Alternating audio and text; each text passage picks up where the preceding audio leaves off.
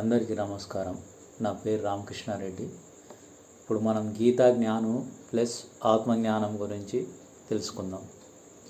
ప్రపంచంలో మనిషికి ఎన్నో వీడియోలలో నేను ఆత్మజ్ఞానం గురించి చెప్పిన, దానికి అందరూ ప్రమాణం ఏంది అని చెప్పి అడుగుతారు. ప్రమాణం అంటే భగవద్గీత, ఉపనిషత్తులు ఉన్నాయి.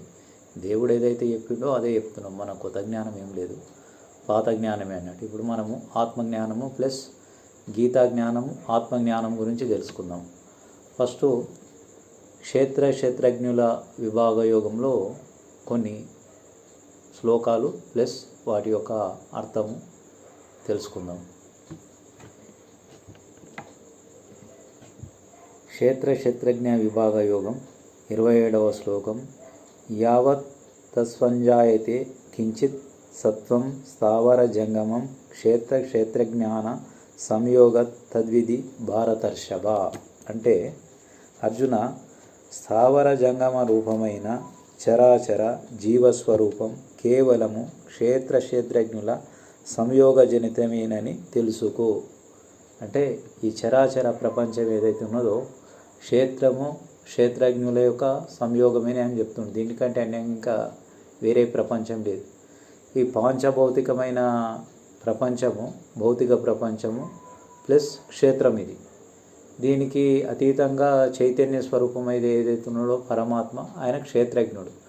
ఆయన శక్తితోనే ఈ పాంచభౌతికమైన దేహము ప్లస్ దీనికి ఇంకోటి సూక్ష్మదేహం ఉన్నది. ఈ రెండు ప్రకాశిస్తున్నాయి అన్నట్టు చైతన్య స్వరూపంతో. ఈ రెండు కలిసే క్షేత్రజ్ఞుడిగా చెప్పబడ్డాడు. ఏంటిది పాంచభౌతికమైన దేహము? ఆకాశము, వాయువు, తేజము, జలము, పృథ్వీ, ఐదు పంచభూతాలు. 5 పంచభూతాలతోని ఈ స్థూల దేహం నిర్మించబడ్డది. దీని లోపల 5 కర్మేంద్రియాలు, 5 జ్ఞానేంద్రియాలు, 5 పంచతన్మాత్రలు, 5 పంచభూతములు, టోటల్ 20తోని ఈ స్థూల దేహం నిర్మించబడ్డది. దీనికి అతీతంగా ఇంకోటి సూక్ష్మదేహం ఉన్నది. సూక్ష్మదేహం ఏంది? మనసు, బుద్ధి, అహంకారము, చిత్తము ప్లస్ ఇది సూక్ష్మదేహానికి సంబంధించింది. ఇదేమో తేజస్సుతో కూడా ఉంటుంది. ప్లస్ ఆ సూక్ష్మదేహము, ఈ స్థూలదేహము రెండు ప్రకృతి సంబంధించింది. దీన్నే ప్రకృతి. దీనికి ఆధారం చైతన్యం. ఈ చైతన్యం పరమాత్మ నుంచి వస్తున్న ఫోకస్ పవరే ఈ స్థూల సూక్ష్మాలకు రెండిటికి జీవస్వరూపం. ఏమిటికి? అహంకారము, బుద్ధి, మనసు, చిత్తము ప్లస్ ఈ సూక్ష్మదేహానికి సంబంధించింది. వీటికి జీవస్వరూపము. 5 పంచభూతాలు, పంచతన్మాత్రలు, కర్మేంద్రియాలు, జ్ఞానేంద్రియాలు, ఈ స్థూలదేహం. వీటికి ఈ స్థూలదేహానికి ప్లస్ ఈ సూక్ష్మదేహానికి రెండిటికి గిట పరమాత్మ యొక్క వెలుగు చైతన్యం జీవస్వరూపం. ఈ రెండుటితోనే, ఆ పరమాత్మ యొక్క వెలుగుతోనే ఈ రెండుటికి జీవస్వరూపం, ఆ చైతన్యవంతమై పనిచేస్తున్నాయి. ఇవి తమ పనులు చేసుకుంటున్నాయి. ఈ రెండుటి యొక్క కలయికనే ఈ ప్రపంచం అన్నట్టు. ఇది స్థావర జంగమాత్మక అర్జున, స్థావర జంగ రూపమైన చరాచర జీవస్వరూపం కేవలము క్షేత్రజ్ఞుల సంయోగం జనితమేనని తెలుసుకో. అంటే క్షేత్రజ్ఞుల యొక్క కలయిక వల్లనే ఈ ప్రపంచం అంతా ఏర్పడ్డది. లేకుంటే ఈ ప్రపంచం లేదన్నట్టు. ఇది కదా. ఇంకో శ్లోకం తీసుకో. మహాభూత వ్యాంకారు బుద్ధిరవ్యక్త మేవచ ఇంద్రియాని దశేకంచ పంచేంద్రియ గోచార. 6వ శ్లోకం. 7వ శ్లోకం. ఇచ్ఛా ద్వేష సుఖం దుఃఖం సంగత చేతన ధృతిం ఏతత్ క్షేత్రం సమసేవ సవికార ముదావృతం భావం. పంచభూతములు, అహంకారము, బుద్ధి, మూల ప్రకృతి, కర్మేంద్రియాలు, జ్ఞానేంద్రియాలు, మనసు, ఇంద్రియ విషయాలైన శబ్ద, స్పర్శ, రూప, రసగంధాలు, ఇచ్ఛా, ద్వేష, సుఖదుఖాలు, దేహేంద్రియ సమూహము, తెలివి, ధైర్యము, ఇవన్నీ కలిపి క్షేత్రముగా సంక్షిప్తంగా చెప్పవాడు. ఇంతకుముందు చెప్పిన కదా, 5 పంచభూతములు, వాటితోనే శరీరం నిర్మించబడ్డది. స్థూల పంచభూతములు ఆకాశము, వాయువు, తేజము, జలము, పృథ్వీ, 5 పంచభూతములు స్థూల పంచభూతం. వాటితో పంచీకరణం చెందింది ఈ సూక్ష్మదేహము ఏర్పడ్డది. అందరికీ ఈ స్థూల దేహం ఉన్నది. ఈ స్థూల దేహం ఏర్పడ్డది. ఈ స్థూల దేహంలో ఏమున్నది? 5 కర్మేంద్రియములు, 5 జ్ఞానేంద్రియములు ఉన్నాయి. మళ్ళీ 5 పంచతన్మాత్రములు. 5 కర్మేంద్రియములు ఏంది? 5 కర్మేంద్రియములు అంటే 2 చేతులు, 2 కాళ్ళు, 2 గుహేంద్రియములు, ఈ యొక్క శరీరం, ఇవన్నీ కలిపి కర్మేంద్రియముల కింద చెప్పబడ్డాయి. 5 జ్ఞానేంద్రియములు ఏంది? 2 కళ్ళు, 2 చెవులు, 1 నోరు, ముక్కు, చర్మం, స్పర్శ, చర్మానికి సంబంధించి వీటన్నిటిని కలిసి 5 జ్ఞానేంద్రియముల కింద చెప్పబడ్డాయి అన్నట్టు. వీటికి మళ్ళా పంచభూతం నుంచి పంచీకరణం చెందినవి శబ్ద, స్పర్శ, రూప, రసగంధ 5 పంచతన్మాత్రలు, ఇవి ఒక 5, మొత్తం టోటల్ 20. ఈ 20 కలిపి ఈ స్థూల దేహము అని చెప్పబడ్డది అన్నట్టు. ఈ స్థూల దేహానికి ఇంకో సూక్ష్మదేహం ఉన్నది, దాని ఏంబడి మనసు, బుద్ధి, అహంకారం, చిత్తం, అది గిట సూక్ష్మంగా ఉంటుంది. అది ఒక తేజస్సు రూపంతో కూడి ఉంటుంది. దాన్ని తీసుకొచ్చి ఈ స్థూలము ఈ సూక్ష్మం 2 కలిపి నడుస్తున్నాయి అన్నట్టు. అదేమో పరప్రకృతి, ఇదేమో భౌతిక ప్రకృతి. ఈ భౌతిక ప్రకృతి ఏమంటే ఈ స్థూల దేహం ఒక కాలంలో ఉంటుంది, మరొక కాలంలో అదృశ్యమవుతుంది. ఇది ఎక్కువ కాలం ఉండదు, ఇది ప్రకృతి పరంగా వచ్చింది, ఇది నశించిపోతుంది అన్నట్టు. ఇది పరప్రకృతికి సంబంధించింది. ఇది సూక్ష్మదేహం, దీని లోపల మనసు, బుద్ధి, అహంకారం, చిత్తం ఉన్నాయి. ఇంద్రియాలు ఉన్నాయి, ఇంద్రియాలు గిట్ట సూక్ష్మదేహం కిందకి వస్తాయి. ఇంద్రియాలు, మనసు, బుద్ధి, అహంకారం, చిత్తం, ఇవేమో సూక్ష్మదేహానికి సంబంధించింది. ఇది స్థూల దేహం పోయినా కానీ ఇది సూక్ష్మదేహం ఉంటుంది అన్నట్టు. ఈ సూక్ష్మదేహం ఏమిటి? ఇంద్రియాలు, మనసు, బుద్ధి, అహంకారం ఉంటాయి అన్నట్టు. అవేమో తేజస్వరూపంతో, ఈ రెండుటి కలయికనే ఈ శరీరం. ఈ శరీరంతో మళ్ళీ ఈ శరీరానికి రెండుటికి ఆధారం చైతన్యం, పరమాత్మ యొక్క వెలుగు. ఆ పరమాత్మ వెలుగు సూక్ష్మ స్థూల దేహాలకు జీవస్వరూపం. దీంతో చైతన్యవంతమై జీవస్వరూపమై కర్మలు ఆచరిస్తున్నాయి భావ్య ప్రపంచంలో. ఈ కర్మలతోని ఈ భావ్య ప్రపంచంలో ఏదైతే కర్మలు స్థూల దేహంతో సూక్ష్మదేహం చేపిస్తుంటుంది. సూక్ష్మదేహం ఏం చేపిస్తుంది?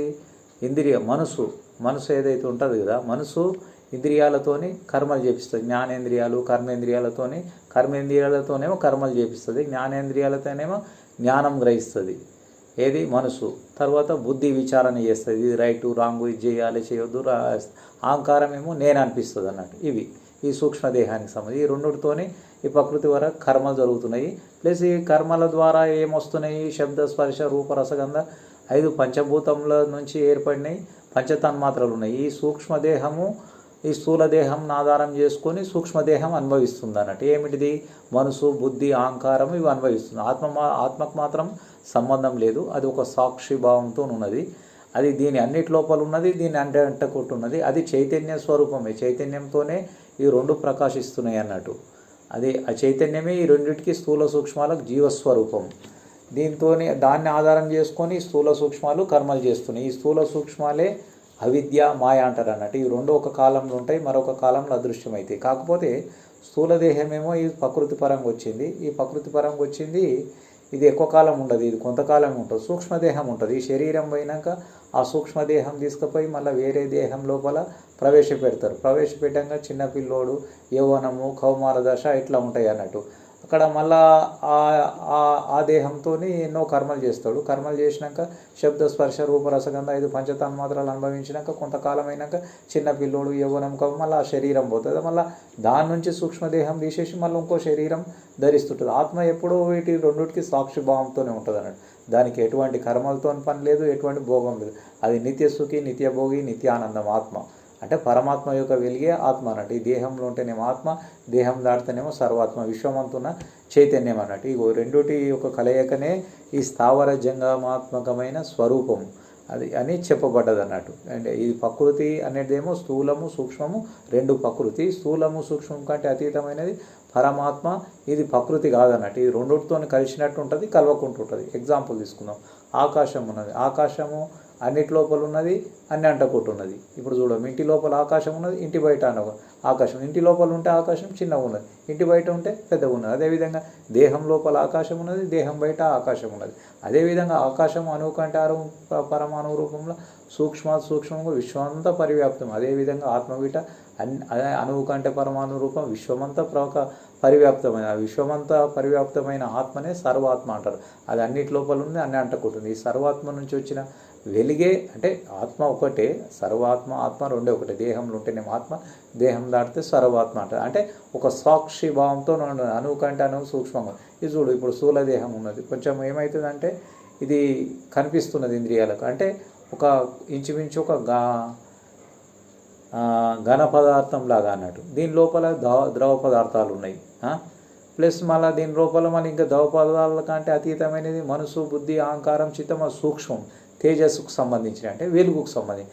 దానికంటే అతీతమైన చైతన్యం, అది ఇంకా వెలుగుకు సంబంధించింది అన్నట్టు, అతీతంగా సూక్ష్మమైంది. దాంతోనే ఈ రెండు నడుస్తున్నాయి అన్నట్టు.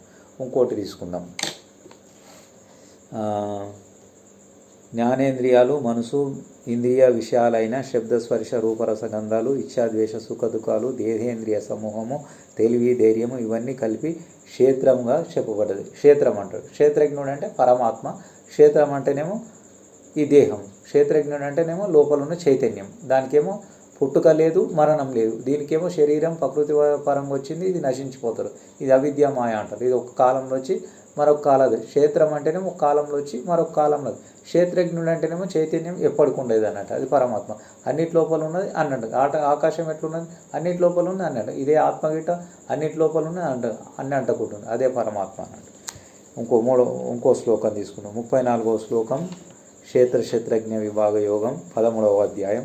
యథా ప్రకాశయతే కృత్నం లోకమిమాం రవి క్షేత్రం క్షేత్రి తథా కృత్నం ప్రకాశయతి భారత. అంటే ఇంకోటి 34వ శ్లోకము ప్లస్ దీనికి భావం. ఒకే ఒక సూర్యుడు జగత్తునంత ప్రకాశింపచేస్తున్నట్లే క్షేత్రజ్ఞుడైన పరమాత్మ క్షేత్రములైన సర్వదేహాలను ప్రకాశింపజేస్తున్నాడు. ఎగ్జాంపుల్, యదా ప్రకాశయతే కృత్నం లోకమిమాం రవి క్షేత్రం క్షేత్రి తథా కృత్నం ప్రకాశయతి భారత. ఒకే ఒక సూర్యుడు జగత్తునంతా ప్రకాశింపచేస్తున్నట్లే క్షేత్రజ్ఞుడైన పరమాత్మ క్షేత్రములైన సర్వదేహాలను ప్రకాశింపచేస్తున్నాడు. అంటే ఒకే ఒక సూర్యుడు ఉన్నాడు కదా, సూర్యుడిని ఎగ్జాంపుల్ తీసుకున్నానట్టు. ఇక్కడ సూర్యుడిని ఒక ఉదాహరణ తీసుకున్నాడు. ఏం తీసుకున్నాడు? సూర్యుడు ఉన్నాడు. సూర్యుడు వచ్చిండంటే సూర్యుని వెలుగు భూమి మీద పడుతున్నది. దాంతో చెట్ల మీద కానీ, నదుల మీద కానీ, జంతువుల మీద కానీ, మానవుల మీద కానీ, పశుపక్షాదుల మీద కానీ అన్నిటి మీద ప్రసరిస్తున్నది సూర్యుని వెలుగు. ఆ సూర్యుని యొక్క వెలుగుతోనే అన్ని మానవులు కానీ, పశుపక్షాదులు కానీ, జంతువులు కానీ అన్నీ తమ పనులు చేసుకుంటున్నాయి. అదేవిధంగా ఒకే ఒక సూర్యుడు ఈ జగత్తునంతా ఏ విధంగా ప్రకాశింపజేస్తున్నాడో అదేవిధంగా పరమాత్మ విశ్వాన్నంతా ప్రకాశింపజేస్తున్నాడు తన చైతన్యంతో. పరమాత్మ మాత్రం ఒకటే తానున్నాడు. సూర్యుడు ఎట్లున్నాడు? సూర్యుడు ఒకటే తానున్నాడు. సూర్యుని వెలుగు మాత్రమే భూమి మీద పడిందంటే నదుల మీద పడ్డది, చెట్ల మీద పడ్డది, మానవుల మీద పడ్డది, జంతువుల మీద పడ్డది. వాటి అన్నిటికీ రసాయన ప్రక్రియ ప్లస్ జీవక్రియ ప్లస్ ఆ వెలుగుతోని జంతువులు కానీ, పశుపక్షాదులు కానీ, మానవులు కానీ అన్నీ తమ పనులు చేసుకుంటున్నాయి. అదేవిధంగా పరమాత్మ మాత్రం ఒకటే తానున్నాడు. పరమాత్మ వెలుగు విశ్వమంతున్నది. ఆ విశ్వమంతున్న ప్రకాశమే ఆ సర్వాత్మ అంటారు. ఆ సర్వాత్మనే ప్లస్ ఇప్పుడు త్రిమూర్తులకు కానీ, దేవతలకు కానీ, మానవులకు కానీ, పశుపక్షాదులకు కానీ అన్నిటికీ జీవస్వరూపం అన్నట్టు. ఆ చైతన్యంతోనే ఇవన్నీ ప్రకాశిస్తున్నాయి. ఇప్పుడు స్థూలదేహము, ఈ సూక్ష్మదేహం, పాంచభౌతికమైన స్థూలదేహము, ఈ స్థూలదేహానికి ఆ చైతన్యము ఆ పరమాత్మ వెలుగు. మళ్ళీ దీని లోపల ఇంకోటి సూక్ష్మదేహం ఉన్నది. ఆ సూక్ష్మదేహానికి గిట ఆ పరమాత్మ వెలిగే అన్నట్టు.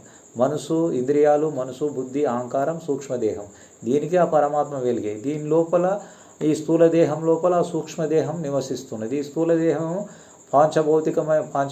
పంచభూతములతోని నిర్మితమైన పాంచభౌతికమైన దేహం అన్నట్టు.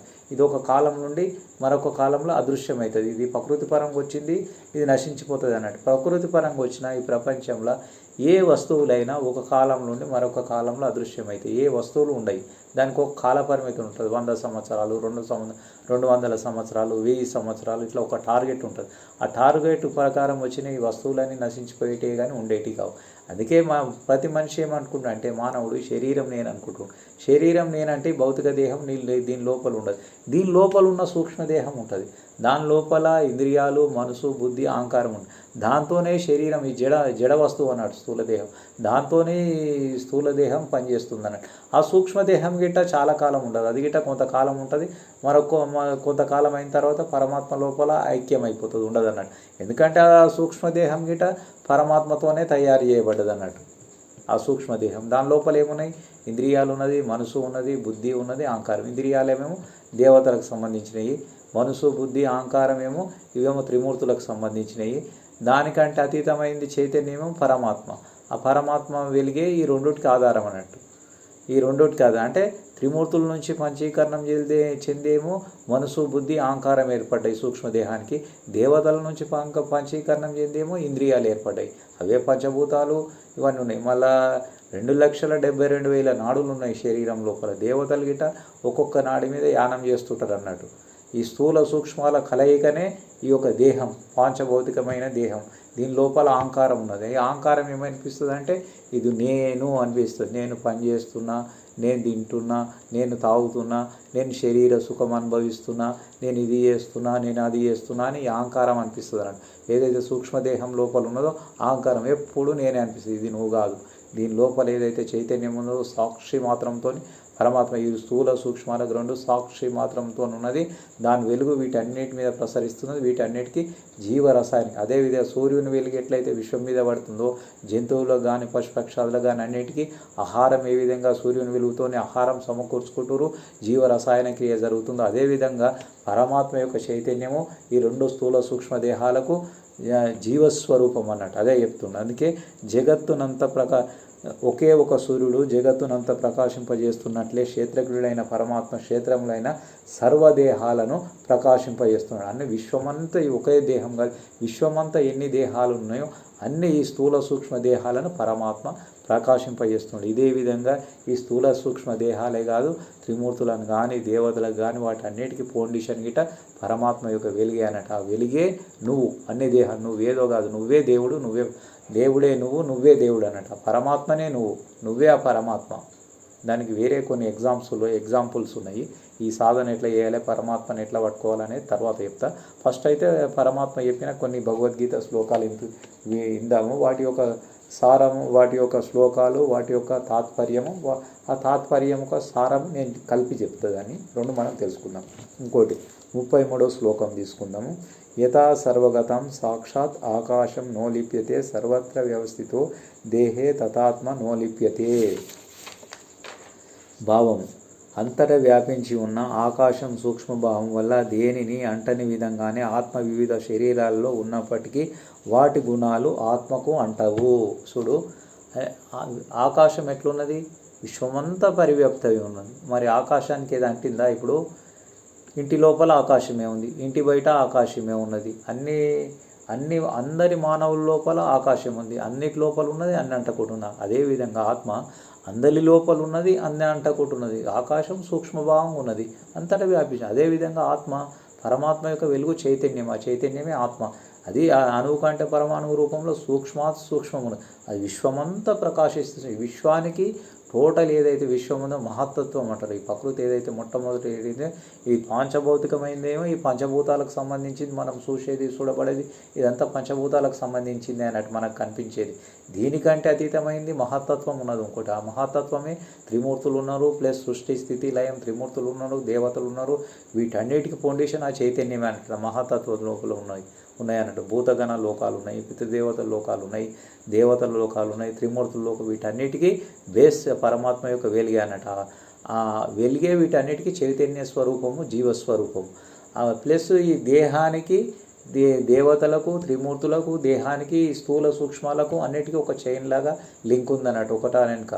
కాకపోతే నువ్వు ప్రపంచంలో ఉన్నప్పుడు శరీరం నేను అనుకుంటాం, ఇదే అవిద్య మాయ అన్నట్టు. ఇక్కడ జ్ఞానం వస్తే జ్ఞానం వచ్చిందనుకో, నీకు అజ్ఞానం తొలిగిపోతుంది. అజ్ఞానం తొలిగిపోతే ఓహో ఈ దేహం నేను గానా, దేహం కన్నా అన్యమైంది ఏదైతే పరమాత్మ వెలుగు ఉందో సూక్ష్మభావంతో ఉందా, అతీతమై ఆకాశం ఎట్లా పరివ్యాప్తమైందో అది విశ్వమంతా పరివ్యాప్తమైన చైతన్యమా, ఆ చైతన్యము నేనేనా అనే ఒక భావన వస్తుంది అన్నట్టు. ఆ చైతన్యము చంపదు, చంపబడదు, నిత్యసుఖి, నిత్యభోగి, నిత్యానందం అన్నట్టు. అది ఇంకో శ్లోకంలో వస్తుంది, దాని తర్వాత చెప్తాను.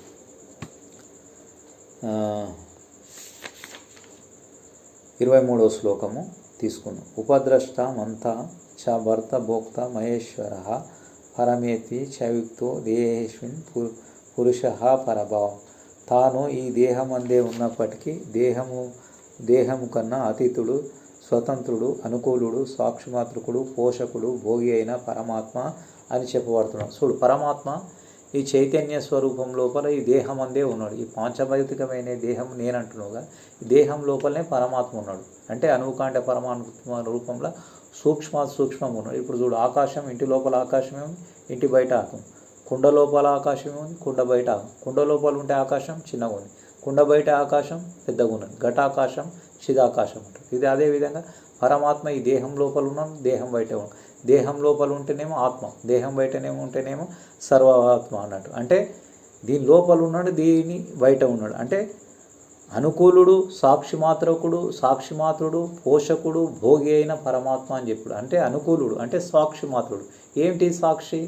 ఇప్పుడు పరమాత్మ చైతన్యంతో సూక్ష్మదేహము పనిచేస్తున్నది, ఆ చైతన్యంతో స్థూలదేహము పనిచేస్తుంది, ఆ చైతన్యంతోనే మనసు, బుద్ధి, అహంకారం, చిత్తం అని పనిచేస్తున్నాయి. మళ్ళీ ఆ చైతన్యంతోనే పంచభూతములు, పంచతన్మాత్రలు, కర్మేంద్రియాలు, జ్ఞానేంద్రియాలు, ఈ స్థూలదేహము అన్నీ పనిచేస్తున్నాయి. అంటే వీటన్నిటికీ ఒక సాక్షి మాత్రంతో ఉన్నాడు. నువ్వు ప్రపంచాన్ని చూస్తున్నావు, ఆ చైతన్యంతోనే చూస్తున్నావు, ఒక సాక్షి లెక్కున్నది.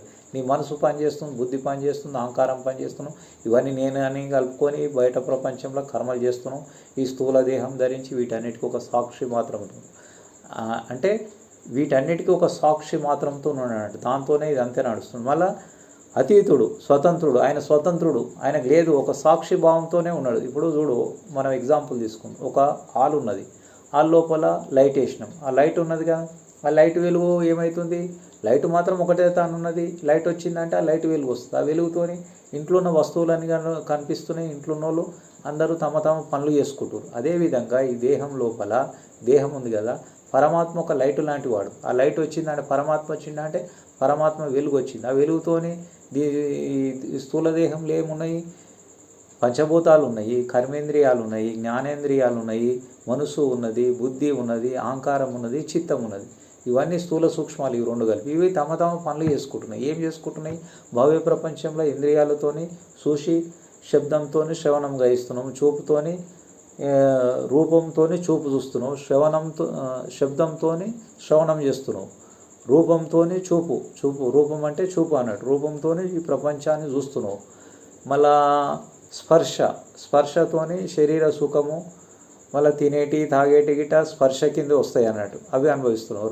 రసం అంటే పానీయాలు, గంధం అంటే ఆహారం. ఈ 5 పంచతన్మాత్రలు శబ్ద, స్పర్శ, రూప, రసగంధ 5 పంచతన్మాత్రలు ఈ ఈ స్థూల దేశాన్ని ఆధారం చేసుకొని సూక్ష్మదేహం లోపలుండి అనుభవిస్తుంది అన్నట్టు. ఈ రెండుటికి సాక్షి మాత్రుడు పరమాత్మకు సంబంధం లేదు. అంటే ఈ లైట్ ఎట్లున్నది రూమ్లో, ఆ లైట్ వెలుగుతో మనం అంతా ఎట్లా పని చేసుకుంటున్నాము, వంట చేసుకుంటున్నాము, ఆహార పదార్థాలు చేసుకుంటున్నాము, టీవీ చూస్తున్నాము, సినిమా చూస్తున్నాము, ఇంకేదో పనులు చేసుకుంటున్నాము ఇంటి లోపల ఉండి.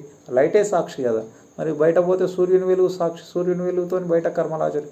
అదేవిధంగా పరమాత్మ అన్ని దేహాలకు ఒక సాక్షి మాత్రములతో ఉన్నాడు అన్నట్టు. అంటే సాక్షి మాత్రమే ఆయన స్వతంత్రుడు, అనుకూలుడు, ఆయనకు ఎటువంటి లేదు. ఆయన వచ్చిందంటే ఆయన వెలుగు వస్తుంది. ఆయన అనుకూలుడు, స్వతంత్రుడు అన్నట్టు, ఆయన సాక్షి మాత్రం. మళ్ళీ పోషకుడు, ఈ శరీరాన్ని గిట తానే పోషిస్తున్నాడు.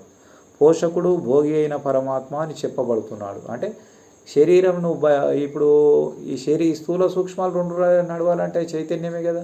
మరి ఇప్పుడు ఆ చైతన్యంతోనే కదా నువ్వు కర్మలను ఆచరిస్తున్నావు. మరి పోషకుడే కదా. ఈ విశ్వానికి అంతా జ్ఞానం ఇచ్చింది ఆయన్నే కదా, విశ్వమంతా తయారు చేసింది ఆయన్నే కదా. మరి పోషకుడు ఎవరు ఇక్కడ? ఆయన్నే కదా. అది కదా, దేవలోకం కాడికే మొదలు పెడితే, మానవలోకం కాడికే మొదలు పెడితే, భూతగణాల లోకాలు విశ్వమంతా తానే తయారు చేసిండు, తానే పోషిస్తుండు, అన్నిటి లోపల ఉన్నాడు, అన్ని అంటకున్నాడు. అందుకే చెప్తుండు పోషకుడు, భోగి అయిన పరమాత్మ సాక్షి మాత్రుడు అని చెప్పి చెప్పబడుతుంది అన్నట్టు ఇక్కడ. ఇది ఇంకొక అధ్యాయం తీసుకుందాము. ఇది 13వ అధ్యాయం ఉన్నది. 5వ అధ్యాయం తీసుకుందాం. 5వ అధ్యాయం. జ్ఞానేతతు తజ్ఞానం ఏషాం నాసితాత్మన తేషామాదిత్వత్ జ్ఞానం ప్రకాశయతి తత్పరం. ఆత్మజ్ఞానం ప్రాప్తిస్తేనే అజ్ఞానం నశిస్తుంది. వాళ్ళకు మాత్రమే సూర్య సదృశ్యమైన పరమాత్మ దర్శనం లభిస్తున్నది. ఇప్పుడు చూడు, ఆత్మజ్ఞానం అని ఇంతకుముందు ఒక 4 వీడియోలలో చెప్పింది నేను. ఆత్మజ్ఞానం అంటే చూడు, సాక్షాత్తు గీతల పరమాత్మ చెప్పింది. ఏదైతే భగవద్గీత ప్రమాణం ఉన్నదో ఆ ప్రమాణం ఉన్న జ్ఞానమే చెప్తుంది నేను. ఏదో కొత్తగా చెప్పింది కాదు. ఋషులంతా కానీ, మునులంతా కానీ వాళ్ళంతా సాధన చేసి తెలుసు, పరమాత్మ ఇచ్చిన జ్ఞానమే వాళ్ళంతా సాధన చేసి తెలుసుకోరు. అటువంటి జ్ఞానమే ఇక్కడ చెప్తున్నాడు. ఇప్పుడు మనకు భగవద్గీత ప్రమాణం ఉన్నది. ద్వాపర యుగంలో కృష్ణ పరమాత్మ అర్జునునికి బోధించిన జ్ఞానం. ప్రతి మనిషి జ్ఞానం తెలుసుకునే వాళ్ళంతా అర్జునుడే అన్నట్టు. జ్ఞానం చెప్పేవాడైనా పరమాత్మ అన్నాడు. ఇప్పుడు చూడు అర్జునుడు అంటే ఇప్పుడు అదే ధర్మరాజుకి చెప్పవచ్చు కదా జ్ఞానం. ధర్మరాజుకి ఎందుకు చెప్పలేడు? భీముడు ఉన్నాడు, భీమునికి ఎందుకు చెప్పాడు? అర్జున్ నకుల సహదేవులు వాళ్ళకి ఎందుకు చెప్పలేడు జ్ఞానం? ఓన్లీ అర్జున్కి ఎందుకు చెప్పిండు? ఆకాశము, వాయువు, తేజము, జలము, పృథ్వీ 5 పంచభూతాలు సంబంధించిన పాత్రలే వాళ్ళు అన్నట్టు. ధర్మరాజు, భీముడు, అర్జునుడు, నకులుడు, సహదేవుడు. అయితే ధర్మరాజు ఏమో ఆకాశతత్వం, భీముడేమో వాయుతత్వం, అర్జునుడేమో అగ్నితత్వం, ఇక నకుల సహదేవులేమో ఒక ఆయన నీరు, ఒక ఆయన భూమి, వాటికి సంబంధించినవి అన్నట్టు. అంటే పరమాత్మ తేజస్సుకు సంబంధించింది అన్నట్టు, వెలుగు. అందుకే అర్జునుడిని తీసుకోండి. అర్జునుడి గిట అగ్నితత్వం, అగ్నితత్వం అంటే తేజస్సుకు సంబంధించింది కాబట్టే ఇప్పుడు నువ్వు దానికే బోధించింది. అంటే ఇప్పుడు ఎగ్జాంపుల్ తీసుకుందాం. ఇప్పుడు పరమాత్మ ఈ దేహం లోపల ఉన్నాడుగా, సాక్షి మాత్రుడు ఉన్నాడుగా. ఈ స్థూల సూక్ష్మాలకు రెండుటికి చైతన్య స్వరూపమే కదా. ఈ దేహమే కాకుండా యావత్ విశ్వమంతున్న దేహాల గిట చైతన్య స్వరూపం. చైతన్య స్వరూపం అంటే ఏంది? తేజస్సే అగ్నితత్వం అన్నట్టు. అగ్ని అంటే అగ్ని కాదు, ఈ అగ్ని వేరు. ఈ అగ్ని లోపల ఉన్న చైతన్యం గిట పరమాత్మే అన్నట్టు. ఆకాశం లోపల ఉన్న చైతన్యం పరమాత్మనే, వాయువు లోపల ఉన్న చైతన్యం పరమాత్మనే, అగ్ని లోపల ఉన్న చైతన్యం పరమాత్మనే, నీటి లోపల ఉన్న చైతన్యం పరమాత్మనే, భూమి లోపల ఉన్న చైతన్యం పరమాత్మనే. అదేవిధంగా త్రిమూర్తుల లోపల ఉన్న చైతన్యం పరమాత్మనే, దేవతల లోపల ఉన్న చైతన్యం పరమాత్మనే, మనసు, బుద్ధి, అహంకారం, చిత్తం వీటన్నిటి లోపల ఉన్న చైతన్యం పరమాత్మనే. అంటే ఒక ఎగ్జాంపుల్గా తీసుకొని చెప్పడం జరుగుతుంది అన్నట్టు. జ్ఞానే తతు తజ్ఞానం ఏషాం నాసినాత్మన తేషామాదివత్ జ్ఞానం ప్రకాశేతి తత్వరం. ఆత్మజ్ఞానం ప్రాప్తిస్తేనే అజ్ఞానం నశిస్తుంది. వాళ్ళకు మాత్రమే సూర్య సదృశ్యమైన పరమాత్మ దర్శనం లభిస్తుంది. అదేవిధంగా అర్జునునికి ఎందుకు తేజస్సుకు సంబంధించింది కాబట్టి ఆయన తీసుకొని అక్కడ జ్ఞానం బోధించదు. అంటే అర్జునుడు అనేది ఒక లోపంలో ఉన్నది ఆత్మ పరమాత్మ అన్నట్టు. అంటే నీ లోపల ఇప్పుడు దీని లోపల ఏమున్నది? చైతన్యం ఉంది, అదే ఆత్మ అంటారు అన్నట్టు. ఈ చైతన్యం దాటితే సర్వాత్మ ఎక్కడి నుంచి వస్తుంది? పరమాత్మ నుంచి ప్రకాశిస్తున్న వెలుగు. అందుకే దీన్ని ఆత్మ పరమాత్మగా వివరించబడాడు. అంటే ఇప్పుడు నువ్వు గిట పరమాత్మ అనుగ్రహించినాడు ఈ స్థూల సూక్ష్మాల నుంచి విడిపడినప్పుడు ఆ చైతన్యమే ఉంటుంది, ఇంకేముండదు. ఇవి రెండు ప్రకృతి పరంగా వచ్చినాయి, నశించిపోయి. ఈ భౌతిక ప్రకృతి, పరప్రకృతి. భౌతిక ప్రకృతి నుంచి ఏమో స్థూల దేహం వచ్చింది, పంచభూతముల నుంచి పంచీకరణం చెంది ఏర్పడింది స్థూల దేహం. ఈ ఒక కాలం నుండి మరొక కాలంలో అదృశ్యమవుతుంది. త్రిమూర్తుల నుంచి పంచీకరణం చెందింది సృష్టి, స్థితి, లయం ఏదైతే ఉందో త్రిగుణాత్మకమైన మాయ. త్రిమూర్తుల నుంచి పంచీకరణం చెందింది ఏంది? మనసు, బుద్ధి, అహంకారం. మళ్ళీ దేవతల నుంచి పంచీకరణం చెంది ఇంద్రియాలు. ఇవన్నీ ఒక కాలం నుండి మరొక కాలం సూక్ష్మకాలం. ఇది పోయినవి కొంతకాలం ఈ సృష్టి అన్నంత పట్టుకు ఉంటుంది అన్నట్టు. తర్వాత అది గిట కొంతకాలం అయిపోయినాక పరమాత్మ లోపల కలిసిపోయినప్పుడు అది మోక్షం అంటారు, అది ఉండదు అన్నట్టు. అంటే ఈ స్థూల దేహము ఒక కాలంలో ఉంటుంది, మరొక కాలంలో పోతుంది. ఈ సూక్ష్మదేహం ఏమో ఎంతో ఈ సృష్టి ఉన్నంత కాలం ఉంటుంది అన్నట్టు. దాన్నే ఈ సూక్ష్మదేహాన్నే జీవుడు అంటారు. ఈ స్థూల దేహం జీవుడు కాదు, ఇది కర్మలు ఆచరించేది. ఇది ఒక వస్తువు లాంటిది, ఇది ఒక పాత్ర లాంటిది అన్నట్టు. దీన్ని ఆధారం చేసుకొని లోపల ఇంద్రియాలు, మనసు, బుద్ధి, అహంకారం అవి భోగాలు అనుభవిస్తున్నాయి అన్నట్టు. ఏం అనుభవిస్తున్నాయి? శబ్ద, స్పర్శ, రూప, రసగంధ 5 పంచతన్మాత్రలు అనుభవిస్తున్నాయి అన్నట్టు. ఇది కథ. ఈ రెండుటికి ఆధారం పరమాత్మ ఒక సాక్షి మాత్రంతో ఉన్నాడు అన్నట్టు. ఆయన యొక్క చైతన్యమే ఈ రెండుటికి ఆధారం, జీవస్వరూపం. ఆత్మజ్ఞానం ప్రాప్తిస్తేనే అజ్ఞానం నశిస్తుంది. అందుకే ఈ రెండుటి యొక్క కలయికనే ఈ రెండుటికి సంబంధించిన జ్ఞానమే ఆత్మజ్ఞానం అన్నట్టు. ఆత్మజ్ఞానం ప్రాప్తిస్తేనే అజ్ఞానం ఏంటిది? ఈ ప్రపంచం అనేది మనం చూసేది, చూడబడేది ఇదంతా దృగ్దృశ్యం అంటారు అన్నట్టు. ఇది ఒక కాలం నుండి మరొక కాలంలో అదృశ్యం అవుతుంది. ఇప్పుడు ఈ స్థూల దేహం కనిపిస్తుంది, ఇది ఉంటుందా? పంచభూతుల నుంచి ఏర్పడేది ఒక కాలం నుంచి ఉండి మరొక కాలంలో అదృశ్యం అయిపోతుంది అన్నట్టు. అన్ని దేహాలు గిట్ట అంతే అన్నట్టు. మనం చూసేది, చూడబడేది, వస్తు సామాగ్రి కానీ మానవులు ఏవైతురో మానవులు, పశువులు, జంతు పక్షాదులు ఇవన్నీ అవిద్యామాయ కిందకి చెప్పబడినాయి అన్నట్టు. ఇవన్నీ ఒక కాలం నుండి మరొక కాలంలో అదృశ్యమైతే ఉండవు. దీనికంటే అతీతమైంది త్రిగుణాత్మకమైన మాయ ఉన్నది. అది గిట్ట ఒక కాలం నుండి మరొక కాలంలో అదృశ్యం అయిపోతుంది. అది గిట్ట ఎప్పటికుండదండి. అదేమో సూక్ష్మము కొంతకాలం ఉంటుంది, ఇదేమో పోతుంటుంది. ఇది పోతుంటుంది వస్తుంటుంది. అదేమో ఇది పోయినాది ఉంటుంది అన్నట్టు. దీని ఎంబడే ఇంద్రియాలు ఉంటుంది, మనసు, బుద్ధి, అహంకారం ఉంటుంది. ఈ స్థూలం నుంచి సూక్ష్మం తీసుకుపోయి మళ్ళీ ఇంకో దేహంలో ప్రవేశపెడతారు.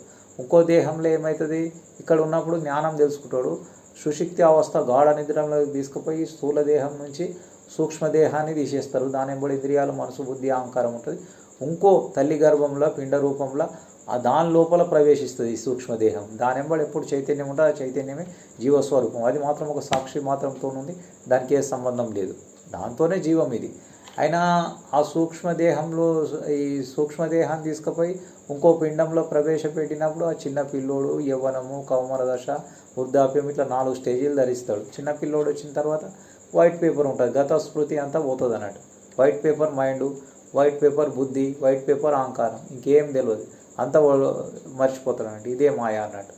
ఈ మాయ నుంచి విడిపడాలి మనిషి.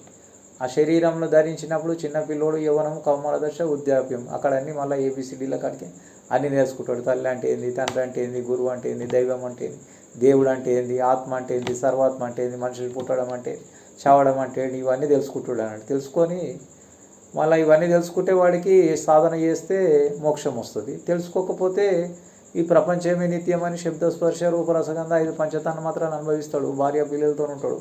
ఈ ఉండి ఏం చేస్తాడు, ఈ శరీర కాల పరిమితి ఒక 100 సంవత్సరాల టార్గెట్ ఉంటుంది. ఇది అయిపోయినాక మళ్ళీ ఈ స్థూలం నుంచి సూక్ష్మం తీసేసి మళ్ళీ ఇంకో తల్లి గర్భంలో పిండ రూపంలో ప్రవేశిస్తాడు. మళ్ళీ అక్కడ చిన్న పిల్లోడు యవ్వనం, కౌమార దశ, వృద్ధాప్యం, అది అయిపోయినాక మళ్ళీ ఇంకో పిండంలో, అది అయిపోయిన ఇంకోటి. దానికి పాపం పుణ్యం ఉంటాయి, పుణ్యం ఉంటే భోగాలు ఉంటాయి, పాపం ఉంటే మళ్ళీ కొన్ని బాధలు ఉంటాయి. ఇట్లా జన్మ కర్మ పుట్టడం చావడం జరుగుతుంటాయి అన్నట్టు. అందుకే మనిషి ప్రపంచంలోకి వచ్చినాక ఈ గీతా జ్ఞానమే ఆత్మజ్ఞానం అన్నట్టు. ఇగో ఈ రెండు, ఈ స్థూల దేహము, సూక్ష్మదేహం, మనిషి పుట్టడం ఏంది, చావటం ఏంది, ఎందుకు ఈ విధంగా జరుగుతున్నది అని తెలుసుకోవడమే ఈ ఆత్మజ్ఞానం అంటారు అన్నట్టు. ఏం చెప్తున్నా, అందుకే జ్ఞానేన తు తదజ్ఞానం ఏషాం నాసితాత్మన తేషామాదిత్యవత్ జ్ఞానం ప్రకాశయతి తత్పరం. భావం, ఆత్మజ్ఞానం ప్రాప్తిస్తేనే అజ్ఞానం నశిస్తుంది, వాళ్ళకు మాత్రమే సూర్య సదృశ్యమైన పరమాత్మ దర్శనం లభిస్తుంది. ఈ ఆత్మజ్ఞానం ఎప్పుడైతే వస్తుందో వాళ్ళకు మాత్రమే సూర్య సదృశ్యమైన పరమాత్మ దర్శనం. అంటే సూర్యచంద్రులు కానీ దేవతలు కానీ ఎవరు దర్శించలేరు అన్నట్టు పరమాత్మను. అందరి లోపల ఉన్న సాక్షి మాత్రంతో ఒక చైతన్య స్వరూపం, ఆయన శక్తితోనే విశ్వమంతా నడుస్తుంది. విశ్వానికి అన్నిటికీ, జగత్ మొత్తానికి ఆధారము పరమాత్మ యొక్క వెలిగే చైతన్యమే జీవస్వరూపము. ఆయన చైతన్యంతోనే ఇదంతా నడుస్తుంది. ఈ కథ స్టోరీ, సృష్టి రచన ఇదంతా ఆయన శక్తితోనే నడుస్తుంది. ఆయనే రచించబడ్డది, ఆయన శక్తితోనే ఇదంతా నడపబడుతున్నాడు. వీటికంటే అతీతం కూడా అటువంటి పరమాత్మను దర్శించగలుగుతారు ఈ ఆత్మజ్ఞానం దొరికిన వాళ్ళు. ఈ ఆత్మజ్ఞానం దొరికిన వాళ్ళకి ఏం లేదు. ఆత్మజ్ఞానం ప్రాప్తిస్తేనే అజ్ఞానం నశిస్తుంది. ఏమిటి అజ్ఞానము? ఈ దేహము నేను అనుకునేది అజ్ఞానం, ఈ ప్రపంచం నేను అనుకునేది అజ్ఞానం, శరీరము ఎప్పటికీ ఉంటుంది అనేది అజ్ఞానం. శరీరం ఎప్పటికి ఉంటుందా? ఉండదు కదా. చిన్నపిల్లోడు యవ్వనము, కౌమార దశ, వృద్ధాప్యం పోతుంది. మనిషి ఏమనుకుంటున్నాడు అంటే ఈ దేహం ఎప్పటికి ఉంటుంది అంటాడు. అంటే ఇదే అజ్ఞానం అంటున్నాడు అన్నట్టు. ఈ దేహము ఎప్పటికి ఉంటుందనే అజ్ఞానం. ఇప్పుడు చూడు, ఎంతో ఇప్పుడు ఈ ప్రపంచంలోకి వచ్చిన ప్రతి మనిషి చూస్తున్నాడు. చిన్నపిల్లోడు వచ్చిండు, నేను అన్నాడు, అది ఉన్నదా పోయింది. మళ్ళీ యవ్వనం వచ్చింది, నేను అన్నాడు, అది ఉన్నదా పోయింది. మళ్ళీ కౌమార దశ వచ్చింది, అది నేను అంటుండు, అది ఉన్నదా పోయింది. వృద్ధాప్యం వచ్చింది, అది నేను అంటుంది, అది ఉందా పోతుంది. ఇవి వచ్చేటివన్నీ పోతా ఉన్నాయి. ఇవన్నీ వేషధరణ, శరీరానికి సంబంధించిన వేషధరణ. నీకు తెలియకుండానే చిన్న పిల్లోడుగా ఎదుగుతున్నావు, నీకు తెలియకుండానే యవ్వనం వస్తుంది, నీకు తెలియకుండానే కౌమార దశ వస్తుంది, నీకు తెలియకుండానే వృద్ధాప్యం వస్తుంది, మళ్ళీ పోతుంది. మరి ఇది అంటే దీన్ని అంతా ఏమంటారు? అవిద్య అంటారు. అవిద్య అంటే ఒక కాలం నుండి మరొక కాలంలో అదృశ్యమవుతుంది. ఈ శరీరం అనేది ఒక వస్తువు. ప్రపంచంలో వస్తువులన్నీ ఎట్లనో టీవీ కానీ, ఫ్రిడ్జ్ కానీ, కార్లు కానీ, మోటార్ సైకిళ్ళు కానీ, విమానాలు కానీ, ఇవన్నీ వస్తు సామగ్రిలు అన్నట్టు. ఇవన్నీ వస్తువులే. అవన్నీ ఒక కాలం నుండి మరొక కాలంలో అదృశ్యమై, శరీరం గిట ఒక కాలం నుండి మరొక కాలంలో అదృశ్యమవుతుంది. దీన్నే అవిద్య అంటారు అన్నట్టు. నువ్వు ఏమనుకుంటున్నావు అంటే ఈ దేహం ఎప్పటికో ఉంటుంది అనుకుంటావు. దేహము ఎప్పటికో ఉంటుంది అనుకుంటే దీన్నే అజ్ఞానం అంటారు అన్నట్టు. అందుకే క్షేత్రము, క్షేత్రజ్ఞుడు. ఈ దేహమేమో క్షేత్రం అంటారు, దీని లోపల ఉన్న చైతన్యమేమో క్షేత్రజ్ఞుడు. ఈ క్షేత్రజ్ఞుల జ్ఞానం తెలుసుకోవడమే యథార్థం అంటుడు. అంటే ఇప్పుడు లోపలున్న పరమాత్మను అది ఎప్పటికి ఉంటుంది. ఆ పరమాత్మనే నువ్వు, ఆ చైతన్యం. దానికి పుట్టుక లేదు, మరణం లేదు, వికారం లేదు, ఏ సావు లేదు, ఏం లేదు అన్నాడు. ఎప్పటికి ఉంటుంది. నిత్యసుఖి, నిత్యానందం, నిత్య భోగి. అదే నువ్వు అన్నాడు. ఈ సృష్టికి పూర్వం అదే ఉన్నది, ఇప్పుడు గిట్ట అదే ఉన్నది. దాన్ని పట్టుకోవడానికి కొన్ని సాధనలు ఉన్నాయి. ఒకటి పరమాత్మ నామం, 2 ధ్యానం. అవి చివర్లో చెప్తా. ఈ శ్లోకాలు అయిపోయినాక మీకు చివర్లో చెప్తా. ఈ జ్ఞానం తెలుసుకుంటే మీకు శాశ్వతానందం వస్తుంది. ఆత్మజ్ఞానం ప్రాప్తిస్తేనే అజ్ఞానం నశిస్తుంది. వాళ్ళకు మాత్రమే సూర్య సదృశ్యమైన పరమాత్మ దర్శనం లభిస్తుంది. సూర్యచంద్రులకు కానీ, దేవతలకు కానీ ఎవరికి కనిపించకుండా పరమాత్మ వ్యక్తం కాకుండా ఉన్నాడు అన్నట్టు. ఇప్పుడు వాళ్ళకే వ్యక్తం కానప్పుడు మానవులకి ఏం వ్యక్తం అవుతాడు? వీళ్ళకి గిట్ట వ్యక్తం కాదు అవుతాడు. నీ లోపలనే ఉన్నాడు, ఎప్పుడు నిన్ను అంటి పెట్టుకొనే ఉన్నాడు. నీ లోపల ఉన్న ప్రాణమే పరమాత్మ. దాంతోనే నీ సూక్ష్మదేహం జీవస్వరూపం, ఈ స్థూల దేహం రెండుటికి జీవస్వరూపం. నీ మనసు, బుద్ధి, ఇంద్రియాలు, అహంకారం వీటన్నిటికీ జీవస్వరూపం. ఏది? పరమాత్మ.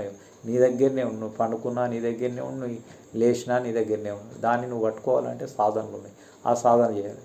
అది అందుకే ఈ ఆత్మజ్ఞానం అంటారు. ఈ ఆత్మజ్ఞానం తెలుసుకుంటే అవిద్య మాయ అనేది ప్రపంచానికి సంబంధించి శరీర మోహము, దేహం నేను ఎప్పటికుంటుంది, భార్య పిల్లలు నాయి, తల్లిదండ్రులు నాయి, ప్రపంచం నాయి, సంఘం సమాజం నాయి, నేను ఉద్యోగం చేస్తున్నా, వ్యాపారం చేస్తున్నా, నేను రాజకీయం చేస్తున్నా, ఇవన్నీ జ్ఞానం కలిగి ఉంటాడు అన్నట్టు. అంటే ఈ వస్తు సామాగ్రి ఇవన్నీ ఒక కాలం నుండి మరొక కాలంలో అది నీ శరీరమే ఉండదు. ఇవి ఉంటాయా? వస్తు సామాగ్రి ఉంటాయా? వస్తువులన్నీ శరీరానికి సంబంధించినవి కదా, ఇవన్నీ పోయేటి అన్నట్టు. అందుకే ఈ రెండోటి జ్ఞానం తెలుసుకోవడమే పరమాత్మ. ఈ రెండోటి మధ్యలో ఏదైతే పరమాత్మ గురించి ఉన్నదో దాన్ని తెలుసుకోవడమే యథార్థ జ్ఞానం అని చెప్తున్నాడు. అటువంటి వాళ్ళకే ఈ పరమాత్మ యొక్క దర్శనం లభిస్తుంది అన్నట్టు. పరమాత్మ నీ లోపల ఉన్న ప్రాణమే.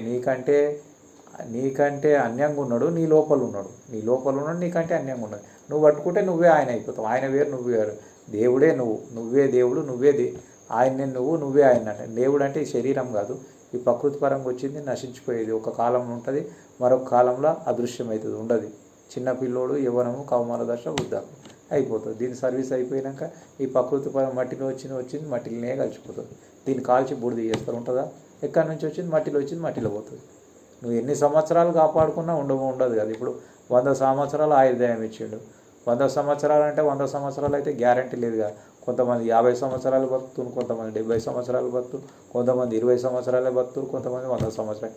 అంటే ఎవరెవరి ఆయుర్దాయాన్ని బట్టి దీని వెనక నియంత్రణ ఉన్నది అన్నట్టు. ఎంతకాలం ఆయుష్ ఉండాలి, దీని లోపల ఈ స్థూల సూక్ష్మాలు రెండు కలయిక ఉన్నది అన్నట్టు. వీటి అతీతంగా చైతన్యం ఉన్నది, దానికి మాత్రం ఒక సాక్షిభావం, ఆ పరమాత్మ వెలుగు, అదే నువ్వు అన్నట్టు.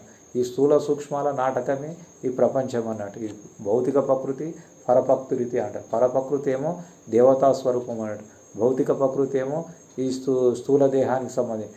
ఆ దేవతా స్వరూపందే నీ లోపల ఉన్నది. ఇంద్రియాలు, మనసు, బుద్ధి, అహంకారం, ఆ సూక్ష్మదేహం అదంతా దేవతల నుంచి వచ్చింది అన్నట్టు. అది పరమాత్మతోనే ఇదంతా సర్క్యూట్ తయారు చేయబడ్డది. దీనికి కొన్ని ఇప్పుడు మన ఏదైతే ఈ ప్రపంచంలో కొన్ని ఏదైతే చట్టాలు ఉన్నాయి కదా, అదేవిధంగా అవన్నీ తయారు చేయబడ్డాయి అన్నట్టు. దాంతోనే సొంత సర్క్యూట్ నడుస్తుంది అన్నట్టు. ఇంకో శ్లోకం తీసుకుందాం. ఈ ఆత్మజ్ఞానం తెలిస్తేనే అవిద్య మాయ అనేది నశించిపోతుంది, లేకుంటే లేదు. ఈ ఆత్మజ్ఞానం తెలిసిన వాళ్ళకి అవిద్య మాయ నశించిపోతే పరమాత్మ దర్శనం కలుగుతుందో అని ఈ శ్లోకంలో చెప్తున్నాడు.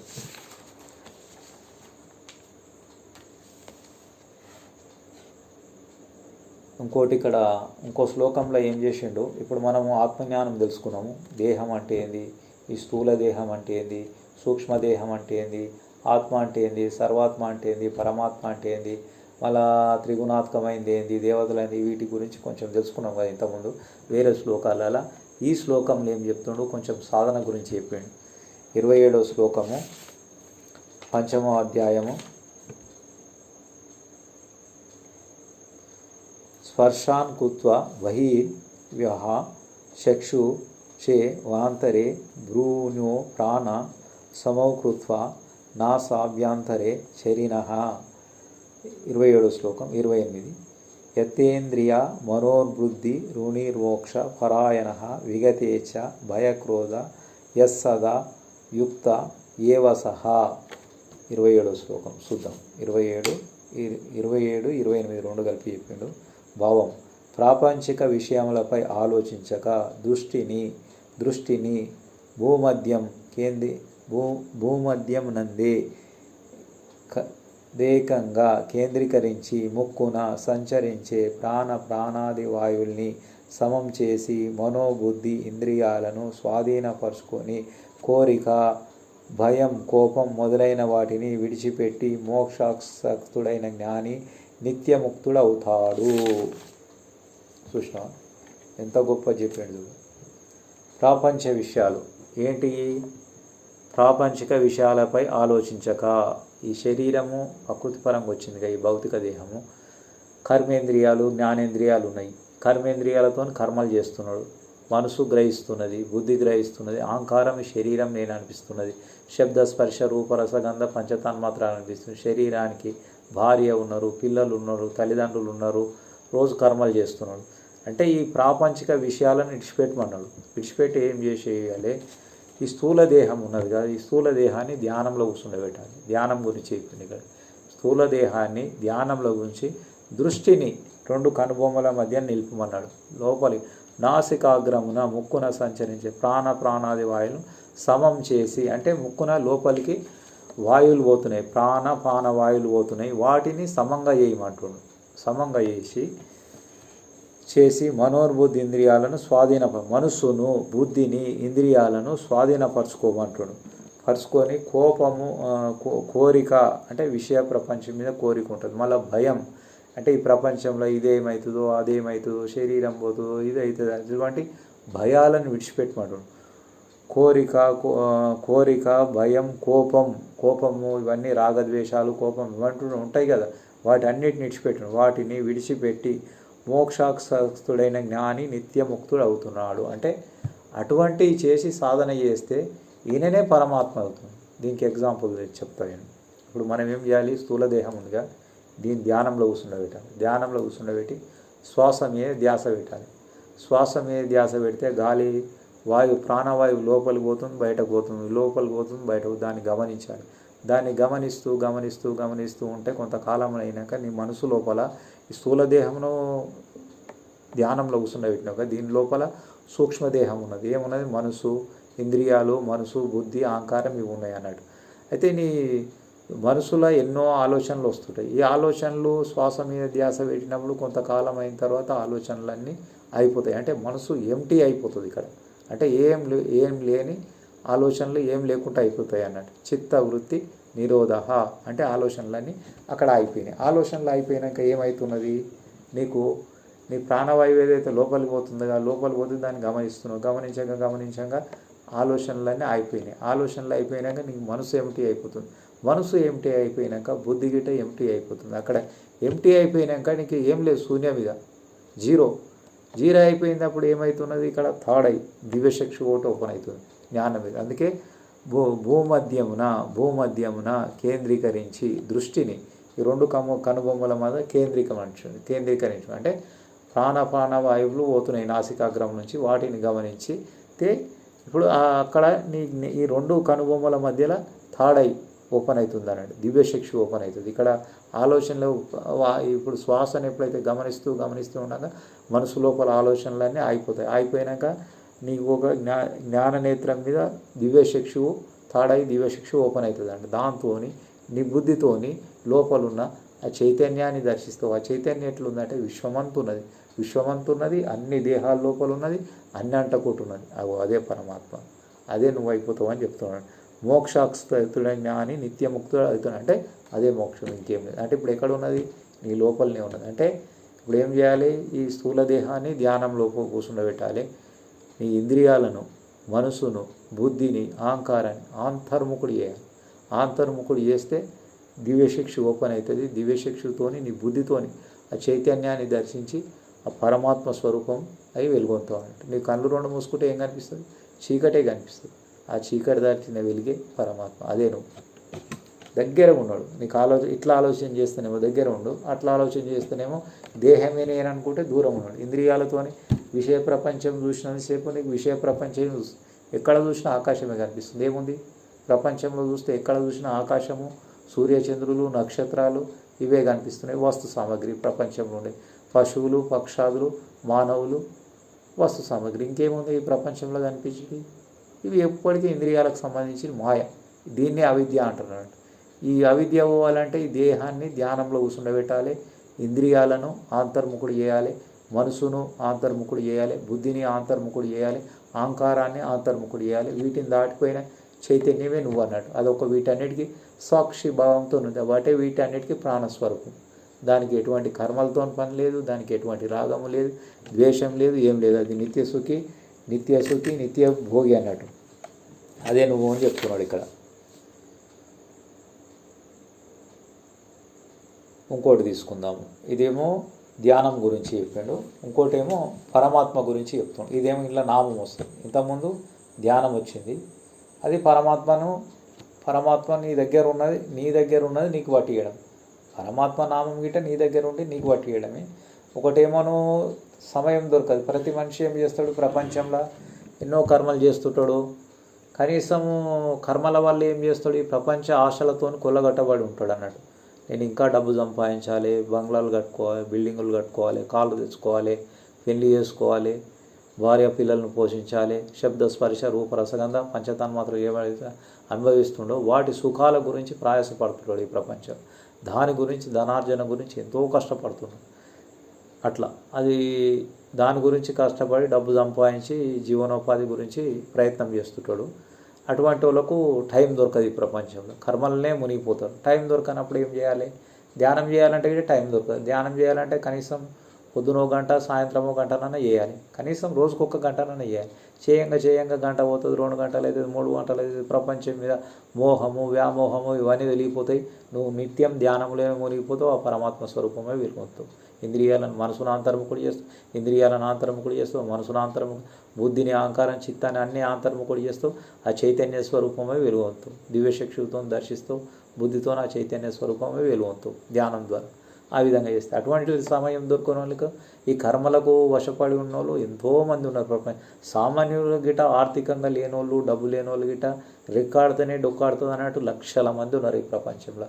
వాళ్ళ గిట శాశ్వత ఆనందం కావాలి. శాశ్వత ఆనందం కావాలంటే ఈ దేహం వచ్చింది, దేహంతో తర్వాత జీవనోపాధి కావాలి. మళ్ళీ దేహానికి భార్య ఉన్నారు, పిల్లలు ఉన్నారు, వాళ్ళందరినీ పోషించాలి. మళ్ళీ దేహానికి సంబంధించిన తల్లిదండ్రులు ఉన్నారు, వాళ్ళంతా బాధ్యత, వాళ్ళని పోషించాలంటే ఈయన కంపల్సరీ కర్మ చేయాలిగా. ఇంద్రియాలకు వశపడి ఉన్నాడు. ఇదే మాయ. ఈ మాయ లోపల కర్మలు చేయాల్సి వస్తుంది. చేయాలంటే ఏం చేయాలి, ఈయనకు సాధనకి టైం దొరకదు. సాధనకు టైం దొరకకపోతే ఈయనకు ఇక్కడ నామం గురించి చెప్పడం జరిగిందన్నట్టు. పరమాత్మనైతే నామం ఎప్పుడు నాలుక మీద ధరిస్తాడు. ఈయన పండుకున్నా, లేచినా, చేసినా, ఎటువంటి కర్మలు చేసినా అప్పుడు ఎనీ టైం నువ్వు నామం చెప్పుకోవచ్చు. నామం చెప్పంగా గిట్ట ఒకనాడు పరమాత్మ అనుగ్రహించినాడు, నువ్వు ఆ స్వరూపం అయిపోతావు. లేదా నువ్వు ఒకనాడు ఏదైనా నా పండుకున్నా, చేసినా, ఒకనాడు ఏదైనా కూర్చున్నా, జపం చేసుకుంటా కూర్చున్నా, కళ్ళు 2 మూసుకొని జపం చేసుకుంటా కూర్చుంటే అది గిట్ట ధ్యానంలో వెళ్ళిపోతుంది. అప్పుడు గిట్ట నీ లోపల దివ్యశిక్ష ఓపెన్ అవుతుంది. దాంతో నా చైతన్యంతో నీ లోపల ఉన్న చైతన్యాన్ని ఆత్మ సాక్షాత్కారం అవుతుంది. అంటే ఆత్మ సాక్షాత్కారమే పరమాత్మ సాక్షాత్కారం అని. ఆ స్వరూపమే వేరు. పరమాత్మ వేరుగా, నీలో వేరుగా, నీ ప్రాణమే పరమాత్మ. ఇది కథ. ఇంకోటి రాజవిద్య, రాజగోహ యోగం తీసుకుందాము. ఇలా దేవతలు అంటే ఏంది, భూతగణాలు అంటే ఏంది, పరమాత్మ అంటే ఏంది, వాళ్ళ గురించి కొంత చెప్పిండు, తెలుసుకుందాం. యాంతి దేవత దేవాన్ పితృన్ యాంతి పితృవత భూతాన్ని యాంతి భూతేజ్య యాంతి మధ్యాజీనో పిమాం. దేవతలను పూజించేవారు దేవలోకాల్ని, పితృలను పూజించేవారు పితృలోకాల్ని, భూతగణాల్ని సేవించేవారు భూతలోకాల్ని పొందుతున్నారు. ఎవరు నన్ను సేవిస్తున్నారో వాళ్ళు నన్ను పొందుతున్నారు. చూడు ఎంత గొప్ప చెప్పాడు. యాంతి దేవత దేవాన్ పితॄన్ యాంతి పితృవత భూతాని యాంతి భూతేజ్య యాంతి మధ్యాజినో పిమాం. భావం 25వ శ్లోకం. రాజవిద్య రాజగుహ యోగం అంటే 9వ అధ్యాయం రహస్యం అన్నట్టు. ఇదంతా దాచిపెట్టబడిన జ్ఞానం. శ్రీకృష్ణ పరమాత్మ గీత లోపల ద్వాపర యుగంలో అర్జునుడికి చెప్పిండు. అదే ఇంటుడు. ప్రతి మనిషి అర్జునుడే. ఇక్కడ గీత ఇన్నోళ్ళంతా అర్జునులే. పరమాత్మ లోపల ఉన్న చైతన్యం పరమాత్మ అన్నట్టు. అదే దేవతలను పూజించేవారు దేవలోకాల్ని పొందుతారు. ఎవరైతే దేవతలను పూజ చేస్తారు కదా, దేవలోకాల్ని పొందుతారు. పితృల్ని పూజించేవారు పితృలోకాలు, ఇంకా పితృదేవతలు ఉన్నారు ఇక్కడ. పితృదేవతలను పూజిస్తే పితృలోకాలను భూతగణాలు సేవించేవారు భూతలోకాలని పొందుతున్నారు. ఎవరు నన్ను సేవిస్తున్నారో వాళ్ళు నన్నే పొందుతున్నారు. ఎవరైతే పరమాత్మను సేవిస్తారో పరమాత్మ శూద్ర వైశ్య క్షత్రియ బ్రాహ్మణ 4 రకాల జాతులు తయారు చేసిండు ఇక్కడ. ఈ శ్లోకంలో శూద్ర వైశ్య క్షత్రియ బ్రాహ్మణ 4 రకాల జాతులు తయారు చేసిండు. భూతగణాలు ప్లస్ పితృదేవతలు ప్లస్ దేవతలు ప్లస్ పరమాత్మ, అవి 4 రకాలుగా శూద్ర క్షత్రియ వైశ్య బ్రాహ్మణ. ఈ మానవుల లోపల గిట 4 రకాలుగా జాతులు తయారు చేసి శూద్ర వైశ్య క్షత్రియ బ్రాహ్మణ. ఇవన్నీ పోయేటివి ఒక కాలంలో ఉంటే ఒక కాలం అంటే సృష్టి నడవడానికి ఇవన్నీ కొన్ని టార్గెట్లు పెట్టిండని దాని ప్రకారం తయారు చేయడం జరిగింది అన్నట్టు. అంటే భూతగణాలు అంటే ఇప్పుడు కొన్ని చెప్తుంది. దర్గలు, నాజులు ఇటువంటివి కొన్ని ఉన్నాయి చూడు. అవి ఏమవుతుందంటే భూతగణాలు అంటారు. వాళ్ళ సేవ చేస్తూ భూతలోకాలు పోతారు, ఆయాలోకాలు. వాళ్ళకంటే అన్యమైంది ఇంకోటి కొన్ని పితృదేవతలు, పిండాలు, కర్మలు ఇటువంటివి చేస్తారు చూడు. అవి పితృదేవతలు అంటారు. ఆయా లోకాలు పోతారు, వాళ్ళ సేవ చేస్తారు. ఆయా లోకాలు పోయి అక్కడ కొంతకాలం ఈ శరీరం విడిచిపెట్టిన తర్వాత ఇంకో సూక్ష్మదేహం ఉంటుంది కదా, ఆ సూక్ష్మదేహం వెంబడి పితృలోకం పోయినాక దివ్య శరీరాలు ఉంటాయి. అక్కడ దివ్య శరీరాలు ధరించి ఆయా లోకాలలో భోగాలు అనుభవించి మళ్ళీ పుణ్యం అయిపోయినాక మధ్యలోకంలో జన్మిస్తారు. భూతగణాల్లోకి పోతే భూతగణాల లోకాలు అట్లా ఉన్నాయి. పితృదేవతల్లోకి పోతే పితృదేవతలు అట్లనే. మళ్ళీ దేవతల పూజలు చేస్తారు. దేవతలు చాలామంది ఉన్నారు. దేవతల సేవ చేస్తే మళ్ళీ ఈ స్థూల దేహం పరిమితి అయిపోయినాక సూక్ష్మదేహం ఉంటుంది. సూక్ష్మదేహం తీసి దాని ఏమడి ఉంటాయి, సూక్ష్మదేహం ఏమడి ఏముంటాయి, ఇంద్రియాలు, మనసు, బుద్ధి, అహంకారము ఇవి ఉంటాయి. ఆ సూక్ష్మదేహాన్ని తీసుకుపోయి ఇంకో దివ్య శరీరాలు ఉంటాయి అక్కడ. ఆ శరీరాల లోపల సూక్ష్మదేహాన్ని ప్రవేశపెడితే ఇక్కడ ఉన్నప్పుడు ఈ దేహం నేనంటాడు. అక్కడ పోయినాక ఆ దేహం నేనంటాడు. అక్కడ భోగాలు అనుభవిస్తాడు. దేవతలతోని భోగాలు అనుభవించి ఆ పుణ్యం ఉన్నంత కాలం అక్కడ ఉంటాడు. పుణ్యం అయిపోయినాక మళ్ళీ ఈ మధ్యలోకంలోకి పంపించేస్తారు. ఆయన పుణ్యం ఉన్నంతసేపే ఉంచుకుంటాడు. ఎగ్జాంపుల్ చెప్తా చూడు. ఇక్కడ కష్టపడి పని చేసుకుంటావు, నువ్వు ఓ 1,00,000 రూపాయలు సంపాదించుకుంటావు. ఆ 1,00,000 రూపాయలు బ్యాంకులో వేసుకుంటావు. ఆ బ్యాంకులో వేసుకున్నప్పుడు నీకు ఆ 1,00,000 రూపాయలు ఉన్నంతసేపే కదా ఖర్చు పెట్టుకున్నంతసేపే 1,00,000 రూపాయలు ఖర్చు పెట్టుకోండి. ఇక బ్యాంకులో ఉన్న ఎక్కువ డబ్బు అంటే ఇస్తాడా? నీ 1,00,000 రూపాయలు ఉన్నంతసేపే ఇస్తాడు. అదేవిధంగా ఇక్కడ నువ్వు కర్మలు ఆచరించి మంచి కర్మలకు మంచి ఫలాలు, చెడు కర్మలకు చెడు ఫలాలు ఉన్నాయి అన్నట్టు. మంచి కర్మలు చేస్తే దానము, యజ్ఞాలు, హోమానాలు, వాళ్ళకు మంచి చేయడం, వీళ్ళకి మంచి చేయడం, భార్య పిల్లలను పోషించడం, తల్లిదండ్రులు పోషించడం, విద్యాలయాలు కట్టించడము, వికలాంగుల సేవ చేయడం, వృద్ధుల సేవ చేయడం, ఇవన్నీ మంచి ఫలాలు వస్తాయి అన్నాడు. పుణ్యానికి సంబంధించినవి అన్నాడు. దాన ధర్మాలు చేయడం, ఇవన్నీ దీనివల్ల ఏమవుతుందంటే లేని వాళ్ళకు జీవనోపాధి కల్పించడం, దీనివల్ల పుణ్యం జమవుతుంది. యజ్ఞాలు చేయడం, హోమాలు చేయడం, వాటి వల్ల ఇంత పుణ్యం జమవుతుంది. ఆ పుణ్యఫలంగా దేవలోకాలు పోతుంది. దేవలోకాలు శరీరం విడిచిపెట్టినాక ఆ దేవలోకంలో ఈ సూక్ష్మదేహాన్ని తీసేస్తారు. సూక్ష్మదేహం ఏమైనా ఉంటాయి, ఇంద్రియాలు, మనసు, బుద్ధి, అహంకారం ఉంటాయి. మళ్ళీ అక్కడ పోయి దివ్య శరీరాల లోపల ఈ సూక్ష్మదేహాన్ని అలా ప్రవేశపెడతాడు. అక్కడ నేనని ఆ దేవతలతో భోగాలు అనుభవిస్తాడు ఈ పుణ్యం ఉన్నంతకాలం. ఆ పుణ్యము క్షీణించగల మళ్ళీ మధ్యలోకంలో మళ్ళీ చిన్న పిల్లోడు యవ్వనము కౌమార దశ, వేరే తల్లిదండ్రుల గర్భంలో మళ్ళీ జన్మించి చిన్న పిల్లోడు యవ్వనం కౌమార దశ, మళ్ళీ ఇక్కడ పుణ్యం సంపాదించుకొని అక్కడ పోతాడు. పుణ్యం ఇదే నడుస్తుంటుంది అన్నట్టు. భూతలోకాల్ని పొందుతున్నారు. ఇది అంత కాదు అంటే నాకు శాశ్వత ఆనందం కావాలి, మళ్ళీ చావడం ఏంది, పుట్టడం ఏంది, చావడం ఏంది, పుట్టడం ఏంది. ఇప్పుడు భూత గణాలను సేవిస్తే భూతలోకం పోతున్నాడు. పితృదేవతలను సేవిస్తే పితృలోకాలు పోతున్నాడు. ఎవరైతే మళ్ళీ దేవతలను సేవిస్తే దేవలోకాలు పోతున్నాడు. అది కాకుండా ఈ రెండు కాదు, మళ్ళీ పుట్టడం చావడం ఏంది, ఈ పాప పుణ్యాలు ఏంటి, ఇది అంతొద్దు నాకు అంటే పరమాత్మ సేవిస్తే పరమాత్మ లోకం. ఎవరైతే పరమాత్మను పట్టుకుంటో పరమాత్మ లోకం పోతుంది. ఇది కదా. ఎవరైతే నిరంతరం పరమాత్మ నామం నాలుక మీద ఉంటుందో పరమాత్మ స్వరూపమై వెలుగొంటారు. అంటే ఇక్కడ టికెట్ అన్నట్టు, రిజర్వేషన్. పరమాత్మ నామం నీకు రిజర్వేషన్. ఇక్కడ ఈ మధ్యలోకంలో ఉన్నప్పుడే నువ్వు పరమాత్మ నామం పట్టుకొని ఆ పరమాత్మ నామం రోజు జపం చేయాలి. జపము, స్మరణ ఇవన్నీ అంటారన్న. రోజు నాలుక మీద ఉండాలి. పండుకున్నా నామమే, లేచినా నామమే. నువ్వు భావి ప్రపంచంలో ఎటువంటి కర్మలు చేసినా నీ నాలుక మీద నామం జపం చేస్తూనే ఉండాలి. జపం చేయంగా నీ కర్మలు, పాపాలు, పూర్వజన్మ, ఈ జన్మ అన్నీ దగ్ధమైపోతాయి. దగ్ధమైపోయిన తర్వాత నీ పుణ్యం అంతా చేకూరుతుంది. పుణ్యం అంతా చేకూరినాడు ఒకనాడు పరమాత్మ నీ నా స్వరూపమై వెలుగొందజేస్తాడు. నీ నాలుక మీద నామం తిరుగుతుంటే నువ్వు ఒకనాడు కూర్చొని జపం చేస్తుంటే అది కూడా ధ్యానం లోపలికి వెళ్ళిపోతుంది. అది కూడా ధ్యానమే. నామం అనేది గిట్ట ధ్యానమే. స్మరణ నీ మనసుతోని నడుస్తుంటుంది జపం. ఒక ఇంద్రియాలతో పోయి శబ్దం ద్వారా పోయి మనసు చేస్తుంటుంది జపం. మనసుతో నడుస్తుంది. మనసుతో జపం నడిచినాడు ఓనాడు ఎటువంటి ఆలోచనలు ఉండే ఏం పరమాత్మనే ఉంటుంది. నామం వేరు, రెండు ఒకటి. ఇప్పుడు చూడు, ఈ కొన్ని మనుషులకు పేర్లు పెడతాం, ఆ పేర్లతో పిలుస్తేనే పలుకుతారు కదా. అదేవిధంగా దేవతలు తయారు చేసి దేవతలకు కొన్ని పేర్లు పెట్టండి, పితృదేవతలు తయారు చేసి వాళ్ళకు కొన్ని పేర్లు పెట్టండి, భూతగణాలు తయారు చేసి వాళ్ళకు కొన్ని పేర్లు పెట్టండి, మానవులను తయారు వాళ్ళకు కొన్ని పేర్లు పెట్టారు. ఇవన్నీ ఒకదాని ఇంకొక సిస్టమ్. అదే పరమాత్మకు ఒక పేరు ఉన్నది. ఆయన అవతారాలు ఈ ప్రపంచం అంతా తయారు చేసినాక తాను ఒక స్వగుణ స్వరూపాలు కొన్ని ధరించిండు. ఆయన యొక్క అవతారాలు ఉన్నాయి, లీలలు ఉన్నాయి.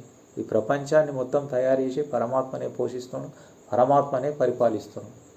పరమాత్మ ఎప్పుడు మెడిటేషన్ లోపల ఉన్నాడు. ధ్యానం ద్వారానే ఈ ప్రపంచం అంతా సృజించింది.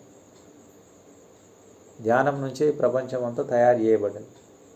నువ్వుగిట ధ్యానం లోపల కూర్చొని నువ్వుగిట ప్రపంచాన్ని మొత్తం తయారు చేసి ధ్యానం ద్వారా పరమాత్మ ధ్యానంతో ప్రపంచం అంతా తయారు చేసి ధ్యానం లోపలనే త్రిమూర్తులను తయారు చేసి త్రిగుణాత్మకమైన మాయ, ధ్యానం లోపలనే దేవతలను తయారు చేసి, ధ్యానం లోపలనే పితృదేవతలను తయారు, ధ్యానం లోపలనే భూతగణాలు తయారు, ధ్యానం లోపలనే మానవులను పక్షాదులను ఇంకా అన్నిటిని తయారు చేసి తన మెడిటేషన్ ద్వారానే తాను ఒక సగుణ స్వరూపం ధరించింది. ధ్యానం లోపలిని ధరించి ఆ ధ్యానంతో సగుణ స్వరూపంతో పరిపాలన చేసి ఆ సగుణ స్వరూపాన్ని కొన్ని అవతారాలు ఉన్నాయి. మత్స్య, కూర్మ, వరాహ, నారసింహ, వామన, రామ, కృష్ణ, వెంకటేశ్వర, శ్రీనివాస, వెంకటేశ్వర, ఇవన్నీ పరమాత్మ యొక్క అవతారం.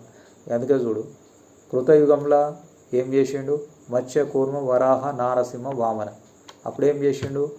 మనిషి అవతారంలో నారసింహ అవతారంలో అహంకారాన్ని సంహరించిండు. మనిషి లోపల అహంకారం ఉంటుంది. అన్నిటికీ నేనే కర్త, ఈ దేవతలను శాసిస్తాడు, అన్నిటినీ శాసిస్తాడు, ఈ పరిపాలన మొత్తం నాదే అంటాడు. అహంకారం వినది. ఇప్పుడు చూడు శరీరం నేనే అంటాడు, ఏదైనా జ్ఞానం చెప్తే విన్నాడు, నాకంటే గొప్పవాడు లేడు, నేనే అన్నిటికీ కర్త అంటాడు. అహంకారం లోపల దాన్ని సంహరించేస్తాడు నారసింహ అవతారం. మళ్ళా ఆశ, భూమి మీద డబ్బు మీద ఆశ, వరాహ అవతారం ఎత్తి నీటి నుంచి హిరణ్యాక్షుని సంహరించి నీటి నుంచి భూమిని తీసుకొస్తాడు, ఆశను సంహరించి. తర్వాత వామన అవతారం వచ్చి నీ లోపల బలిని పాతాళాన్ని దొక్కేస్తాడు. మళ్ళా మత్స్య, కూర్మ, మత్స్యావతారం అంటే ఆహారానికి సంబంధించి. మొట్టమొదట సత్యవతుడు అనే రాజు ఉంటే ఈ ప్రపంచం అంతా మునిగిపోయిన తర్వాత ఆయనను కొన్ని ప్రపంచం మళ్ళీ తయారు చేయడానికి కొన్ని బీజాలు కావాలి, విత్తనాలు కానీ కొన్ని ఔషధులు కానీ అన్నీ ఒక పడవ లోపల తీసుకుపోయి కొంత జనాలను ఉంచి ఆయన ప్రపంచం అంతా మునిగిపోయినాక సముద్రం లోపల ఉంటే ఆ నావను కాపాడి తీసుకొచ్చి మళ్ళా నూతన సృష్టికి అలాని కాపాడి సృష్టికి తయారు చేస్తారు. అంటే మత్స్యావతారం అంటే ఆహారానికి సంబంధించింది అన్నట్టు. అదొక అవతారం. మత్స్య, కూర్మ, వరాహ, నారసింహ, వామన ఇవంతా కృతయుగం కొంత వస్తుంది. త్రేతాయుగం రామావతారం. రామావతారం ఏం చేసిండు? ఆకలి ఉంటుంది. ఆకలి మళ్ళీ నిద్ర. భోజనం సంపాదించుకోవాలి. మానవుడు ఏం చేస్తాడు? ప్రపంచంలోకి వచ్చి డబ్బు సంపాదించుకొని ఏం చేస్తాడు? ఆహార పదార్థాలు సంపాదించుకుంటాడు, భోజనం చేస్తాడు, నిద్ర అవుతుంది. భోజనం మైతనం నిద్ర అవే కదా వాటిని సంహరించింది. భోజనం మైతనం నిద్ర ఈ మూడు అంటే కామక్రోధాలను సంహరించిండు, కామాన్ని సంహరించిండు, ఆకలి దప్పుకలను సంహరించిండు రామావతారం. మనసు ఏమవుతుంది? విషయ ప్రపంచంలో తిరుగుతుంటుంది అన్నట్టు. విషయం నుండి ఆలోచనలు దాన్ని సంహరించిండు. మళ్ళీ కామం, కోరిక, స్త్రీల పట్ల కానీ అన్నిట్ల పట్ల కానీ వ్యామోహం, మోహం దాన్ని సంహరించేసిండు. మళ్ళీ సగకాలం భోజనం, సగకాలం నిద్ర దాన్ని సంహరించేసి ఏది రామావతారం. మళ్ళీ ద్వాపర యుగంలో కృష్ణ అవతారంకి వస్తే ఏమొస్తుంది? మనిషికి భయం, స్పియర్, ఒక భయం అనేది ఉంటుంది. ఆ భయాన్ని చంపేసాడు. మళ్ళీ పంచభూతములు శరీరానికి సంబంధించి 5 పంచభూతములు శరీరం చెప్పిన కదా, స్థూల దేహం, ఆకాశం, వాయువు, తేజం, వాళ్ళ యొక్క పాండవులు అవతారాలు. ధర్మరాజు, భీముడు, అర్జునుడు, నకుల, సహదేవుడు పంచభూతాలకు సంబంధించి అవతారాలే పాండవులు. వాళ్ళకు ఏం చేస్తారు? ఈ పంచభూతికమైన దేహాన్ని ధరించి ఈ పంచభూతాలు శరీరం లోపల ఉంటాయి. దీని లోపల మళ్ళీ డంబము, గర్వము, అభినివేశము, ఆవేశము, క్రోధము, ఇంకా చాలా ఎన్నో రకాలు ఉంటాయి. 100 రకాలు. ఆ 100 రకాలను సంహరించి రాజ్యం వాళ్ళకి ఇస్తాడు. కౌరవులను సంహరించిండు, పాండవులకు రాజ్యం ఇచ్చిండు. అంటే ఇవన్నీ పాత్రలు సృష్టించడానికి పరమాత్మయే ఒక అవతారం ఎత్తి, లీలా అవతారం ఎత్తి నాటకం లోపల వాళ్ళను సంహరించి ఇస్తుండు. అంటే ఎవరైతే జపము, తపస్సు చేస్తారో, ధ్యానం చేస్తారో, నెగిటివ్ ఉంటాయి కదా ప్రపంచంలో ఇవన్నీ, వాటన్ని పరమాత్మానుసంధం అయితే ఈ నెగిటివ్కి సంబంధించినవన్నీ వెళ్ళిపోయి ఆ స్వరూపం అవుతారు అన్నాడు. దీని ఎన్నుకున్న దాచిపెట్టబడిన రహస్యం అది. దానికి సంబంధించిన ఇవన్నీ పాత్రలు కట్టిండు. కృతయుగం, త్రేతాయుగం, ద్వాపర యుగం, కలియుగం ఇవన్నీ అట్లా యుగాలు తయారు చేసిండు. ఇప్పుడు కలియుగంలో ఏం చేసిండు? వెంకటేశ్వర స్వామి, శ్రీనివాసుడు, పద్మావతి ఆయన శ్రీనివాస్ వివాహం చేసుకున్నాక అక్కడ ఏం చేస్తాడు? తిరుమల లోపల రోజు నిత్య కళ్యాణం పచ్చతోరణం ఏంది? దేవతలు ఉన్నారు, ప్లస్ ఇక్కడ మానవులు ఉన్నారు. ఇప్పుడు మానవులు దేవతలు ఉన్నారు కదా, వాళ్ళకి ఏం చేస్తారు? నిత్య కళ్యాణం వాళ్ళకి అవిష్య కావాలి. దేవతలకు అవిష్య కావాలంటే యజ్ఞం చేయాలి. అక్కడ తిరుమల రోజు యజ్ఞం అంటే రోజు ఒక కళ్యాణం చేస్తే రోజు యజ్ఞం చేయబడుతుంది. యజ్ఞం లోపల హవిష్యు తీసుకుపోయి అగ్నిహోత్రుడు దేవతలకు అందిస్తాడు. అంటే అది భవ్య ప్రపంచానికి నాటకము. అంతర్ప్రపంచం ఏముందంటే ప్రతి మనిషి లోపల తినే ఆహార పదార్థాలు జఠరాగ్ని రూపంలో నుండి పరమాత్మ జీర్ణం చేసి బాడీకి అన్నిటికీ విటమిన్ రూపంలో బాడీకి అనిపిస్తాం. 2,72,000 నాడులు ఉన్నాయి కదా, దాని మీద దేవతలంతా ప్రయాణం చేస్తుండే వాళ్ళకి అవిష్ రూపంలో అందుతున్నది. త్రిమూర్తులు త్రిగుణాత్మకమైన త్రిపురాలు లోపలుండి నువ్వు తినే ఆహార పదార్థాలు గిట్ట శబ్ద స్పర్శ రూపరసంగా వాళ్ళు గిట్ట లోపలుండి అనుభవిస్తారు. దేవతలకు ఉన్నది నీకున్నది అన్నట్టు. ఇక్కడ పనిచేసి నువ్వు ఏదైతే ఆహారం పూజిస్తావో ఇది నీకు తిన్నట్టు అనిపిస్తుంది. శరీర భోగం అనుభవిస్తే నీకు అనుభవించినట్టు వాళ్ళకు ఉంటుంది, నీకు ఉంటుంది. ఇవన్నీ ఇది ఆ యజ్ఞము తిరుమల చేయబడిన యజ్ఞము ఈ బాడీకి అన్ని దగ్గర సంబంధం ఉన్నాయంట. ఈ శరీరంతోనే దేవతలకు కానీ పరమాత్మకు కానీ ఒక లింక్ ఉన్నది అన్నట్టు. అంటే పరమాత్మకి ఏం లేదు, ఒక సాక్షి భావంతో ఉన్నాడు, అన్నిటి లోపల ఉన్నాడు, అన్ని అంటకుంటున్నాడు. ఆయన సృష్టికి పూర్వం తానే ఉన్నాడు, ఇప్పుడు గిట్ట తానే ఉన్నాడు. ఇప్పుడు ఆయన నీ లోపల ఉన్న ప్రాణమే ఆయన. అది నువ్వు పట్టుకోవాలంటే ఒకటి ధ్యానము, నామం, పరమాత్మ నామం, ఇంకేం లేదు. అదే చెప్పిండు. ఇప్పుడు రాజవిద్య రాజగృహంలో 9వ అధ్యాయంలో యాంతి దేవత దేవాన్ పితృని యాంతి పితృవత భూతాని యాంతి భూతేజ యాంతి మధ్యాజీవో పిమాం భావము 25వ శ్లోకం. దేవతలను పూజించేవారు దేవలోకాలని, పితృలను పూజించేవారు పితృలోకాలని, భూతగణాలను సేవించేవారు భూతలోకాలని పొందుతున్నారు. ఎవరు నన్ను సేవిస్తున్నారు వాళ్ళు నన్నే పొందుతున్నారు. ఇప్పుడు చూడు, దేవతల సేవ చేస్తే దేవలోకం పోతున్నాడు, పితృదేవతల సేవ చేస్తే పితృలోకం పోతున్నాడు, భూతగణాల సేవ చేస్తే భూతలోకం పోతుంది. ఎవరైతే పరమాత్మ సేవిస్తున్నారో పరమాత్మ లోకం పోతుంది. ఇగో దీని ఈ సృష్టి లోపల అవిద్యమాయ అనేది ఇన్ని ఉన్నాయి. అంటే ఇక్కడ నామం వచ్చింది. సేవించడం అంటే నామం అంటే నిరంతరం పరమాత్మ నామం నాలుక మీద ఉంటే నేను లాస్ట్కి వస్తే వీటన్నిటి నుంచి కామక్రోధాల నుంచి కానీ హర్షడ్ వర్గాల నుంచి కానీ వీటన్నిటి నుంచి విడదీసి నా పరమాత్మ స్వరూపమై వెలుగు చేస్తాడు. ఈ స్థూల దేహానికి దీని లోపలనే కామము, క్రోధము, లోభము, మదము, మత్సరము, గర్వము, అభినివేశము, హర్షడ్ వర్గాలు ఇవన్నీ ఉన్నాయి శరీరం లోపల. శరీరం అన్ని కలిపి నేను అనుకుంటున్నాను. నిజానికి నువ్వు ఒక్కడివే లేవు. ఇక్కడ నీ లోపల ఎన్నో పవర్స్ ఉన్నాయి. చూడు, చిన్నపిల్లోడు ఉన్నప్పుడు చిన్నపిల్లోడు అప్పుడు ఎట్లున్నది, వైట్ పేపర్ మైండ్, ఏం లేదు, ఏమి తెలియదు.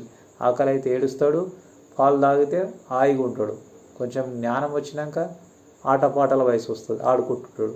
అప్పుడు వేరే పవర్స్ ఉంటాయి. కొంచెం వివరం వచ్చినాక కామక్రోధాలు వీటన్నీ బాడీ లోపల జాయిన్ అవుతుంటాయి. అవే పెళ్ళి చేపిస్తుంటాయి. ఇక్కడ నీ బాడీ లోపల వచ్చిందంటే అవన్నిటికీ కొన్ని వేరే స్త్రీ పురుషుల సంబంధకం కావాలి. రజోగుణానికి సంబంధించి కామము, క్రోధం, లోభం, మదం, మత్సరం, గర్వం ఏమో రజోగుణానికి సంబంధించి. తమో గుణానికి సంబంధించి కామము, క్రోధము, లోభం, మదం, మత్సరం, గర్వం, అహంకారం 7. రజోగుణానికి సంబంధించినేమో 6, తమో గుణానికి సంబంధించినేమో 7. ఈ 2 శరీరంలో నివసిస్తున్నాయి. మళ్ళీ ఇంకోటి సాత్విక గుణం ఉన్నది. సాత్విక గుణానికి ఉన్నది ఏం లేదు, అది పరమాత్మకు సంబంధించిన చైతన్యం, ఒక సాక్షి భావంతో ఉన్నది అన్నట్టు. ఇక వాటన్నిటి యొక్క కలికనే శరీరం లోపల. అంటే శరీరం లోపల ఏం లేవు, ఇది ఒక జడ వస్తువు, పాంచభౌతికమైన దేహం. ఇది ఒక పాత్ర లాంటిది. దీన్ని ఆధారం చేసుకొని ఒక సూక్ష్మదేహం ఉన్నది. ఆ సూక్ష్మదేహము ఈ స్థూల దేహాన్ని ఆధారం చేసుకొని శబ్ద స్పర్శ రూపరసగంధ పంచతన్మాత్రాలు అనుభవిస్తున్నాయి. దాని లోపల ఇంద్రియాలకు సంబంధించినవి దేవతలు, త్రిమూర్తులకు సంబంధించినవి సృష్టి, స్థితి, లయం. అది తమోగుణం, రజోగుణం, సత్వగుణం, త్రిమూర్తులై ఆ 3 అన్నట్టు. మనసు, బుద్ధి, అహంకారం అవే సృష్టి, స్థితి, లయం. అవే తమోగుణం, రజోగుణం, సత్వగుణం. మనసేమో రజోగుణము, నీకు అహంకారమేమో తమోగుణము, బుద్ధి ఏమో సాత్విక గుణం అన్నట్టు. వీటికి సంబంధించినవి అవి. ఇక ఇంద్రియాలేమో దేవతలకు సంబంధించినవి, అవి ఇంకా కింద ఉండేటివి. అవి ఈ త్రిగుణాత్మకమైన మాయ కంటే కింద ఉండేటివి ఇంద్రియాలు. అవి పంచభూతాల కిందికి వస్తాయి, దేవతల కిందికి వస్తాయి ఇంద్రియాలు. ఇదంతా సృష్టి లోపల దాచిపెట్టేది. వీటి రెండుటికి అతీతమైనది పరమాత్మ, నిర్గుణం అన్నాడు, శుద్ధ సాత్వికం. ఒక చైతన్యమే నువ్వు అన్నట్టు, ఆ పరమాత్మ యొక్క చైతన్యం. ఆ చైతన్యమే నీ లోపల ఉన్న జీవస్వరూపం, ఆత్మ అంట. ఆత్మ, చైతన్యము, వెలుగు ఇవన్నీ పిలుస్తారు అన్నట్టు. ఆ చైతన్యమే నువ్వు ఒక సాక్షి భావంతో. అది ఇప్పుడే పట్టుకోవాలి. దీపం ఉండగానే ఇల్లు చక్కదిద్దుకోవాలి. అంటే ఇప్పుడు నీకు స్థూలదేహం పనిచేస్తున్నది, ఇంద్రియాలు తెలుసుకుంటున్నావు, మనసు, బుద్ధి, ఇంద్రియాలు, అహంకారం, చిత్తం ఇవన్నీ తెలుసుకుని నేను తింటున్నా, నేను తాగుతున్నా, ఈ ప్రపంచాన్ని చూస్తున్నా, దేవుడు అంటే ఏంది, ఆత్మ అంటే ఏంది, పరమాత్మ అనేది ఇది పుస్తక పఠనం ఉంది. భాగవతము, భగవద్గీత, పురాణాలు, ఉపనిషత్తులు ఇవన్నీ ఉన్నాయి. ఇక్కడ అవన్నీ తెలుసుకుంటే ఈ జ్ఞాన భండారం అంతా ఇక్కడ ఉన్నది అన్నాడు. అవన్నీ చదివితే దేవుడు అంటే ఏంది, నువ్వు అంటే ఏంది, ఆత్మజ్ఞానం అంటే ఏంది ఇవన్నీ తెలిసిపోతాయి. ఆ స్వరూపం ఈ భగవద్గీత లోపల స్పష్టంగా చెప్పిండు ఆత్మజ్ఞానం. దేవతలు అంటే ఏంది, పితృదేవతలు అంటే ఏంది, దేవుడు అంటే ఒక చైన్లాగా ఒకదానికి అన్ని ముడేసి ఉన్నాయి అన్నట్టు. ఒక సాక్షి భావతం నువ్వు తెలుసుకుంటే నీకు దగ్గరగా ఉన్నాడు దేవుడు, తెలియకపోతే దూరం ఉన్నాడు. తెలియకపోతే శరీరం అంటావు, సూక్ష్మదేహముతోనే ఉంటావు. అది మళ్ళీ జన్మ కర్మ ఉంటుంది అన్నట్టు. అవిద్య మాయ అది. నువ్వు తెలుసుకుంటే నువ్వే దేవుడవుతావు. ఆ పరమాత్మనే నువ్వు అన్నట్టు. నువ్వు వేరు కాదు, దేవుడే. నీ లోపల ఉన్న ప్రాణమే. దాన్ని ధ్యానంలో కూర్చుండబెట్టాలి. ఈ దేహాన్ని ధ్యానంలో కూర్చుండబెట్టి ఇంద్రియాలను ఆంతర్ముఖుడు చేయాలి. మనసు, బుద్ధి, అహంకార చిత్తాన్ని ఆంతర్ముఖుడు చేయాలి. వాటికంటే అతీతమైనది ఏదైతే చైతన్యం ఉందో, సాక్షివాదం ప్రకాశిస్తున్నది, ఆ చైతన్యం నువ్వు అన్నట్టు. అదే పరమాత్మ, అదే నువ్వు అన్నట్టు. అంటే నువ్వు ఇది తెలుసుకోవడానికి ప్రయత్నం చేయాలి. ఇక్కడ ప్రయత్నం చేయాలంటే ఇవన్నీ గ్రంథక పఠనం ఉన్నది. అందుకే ఇదే ఆత్మజ్ఞానం అంటారు. ఆత్మజ్ఞానం తెలిస్తే అవిద్య అనేది నశించిపోతుంది. వాళ్ళకు సూర్యచంద్రులకు అదే అతీతమైంది నా యొక్క దర్శనం లభిస్తుంది అంటాడు. ఆ దర్శనమే పరమాత్మ. పరమాత్మనే నువ్వు. పరమాత్మ వేరు కాదు, నువ్వు వేరు. దేవుడు వేరు కాదు, నువ్వు వేరు కాదు. నీ ప్రాణమే దేవుడు. తెలిస్తే దగ్గర ఉంది, తెలియకపోతే దూరం ఉన్నది. ఇదే జ్ఞానం. ఇది 9వ అధ్యాయం తీసుకున్నావా?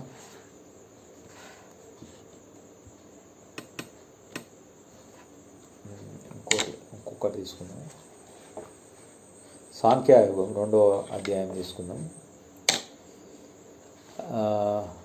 సాంఖ్యయోగం 2వ అధ్యాయం. ఇలా కంప్లీట్ సాంఖ్యయోగంలో కంప్లీట్ ఆత్మజ్ఞానం గురించి ఎక్కువ బోధించడం జరిగింది. దాని గురించి కొంచెం తెలుసుకుందాం. 17వ శ్లోకం. అవినాశిత్తు తద్విధీయేన సర్వమిదం తతం వినాశయ మవ్యయ అస్య నకచిత్ కురు మరహతి. ఏదైతే ఈ జగతంతా పరివ్యాప్తమై ఉందో అది ఆత్మ, నాశనం లేనిది, అవ్యయమైన ఆత్మను నశింపచేసేది కూడా ఏది లేదని తెలుసుకో. ఏం చెప్పాడు? విశ్వమంతా ప్రకాశిస్తున్న చైతన్యమే నువ్వు. జగత్తు ఇప్పుడు ఏదైతే ఉన్నది కదా, జగత్ ఏదైతే ఉన్నది విశ్వమంతా ప్రకాశిస్తున్నది. అంతటా ప్రకాశించే చైతన్యం ఆకాశం ఉన్నది. విశ్వమంతా ప్రకాశించున్నది. ఎక్కడ చూసినా ఆకాశం. అనుకంటే పరమాణు రూపంలో అంతర్వ్యాధి.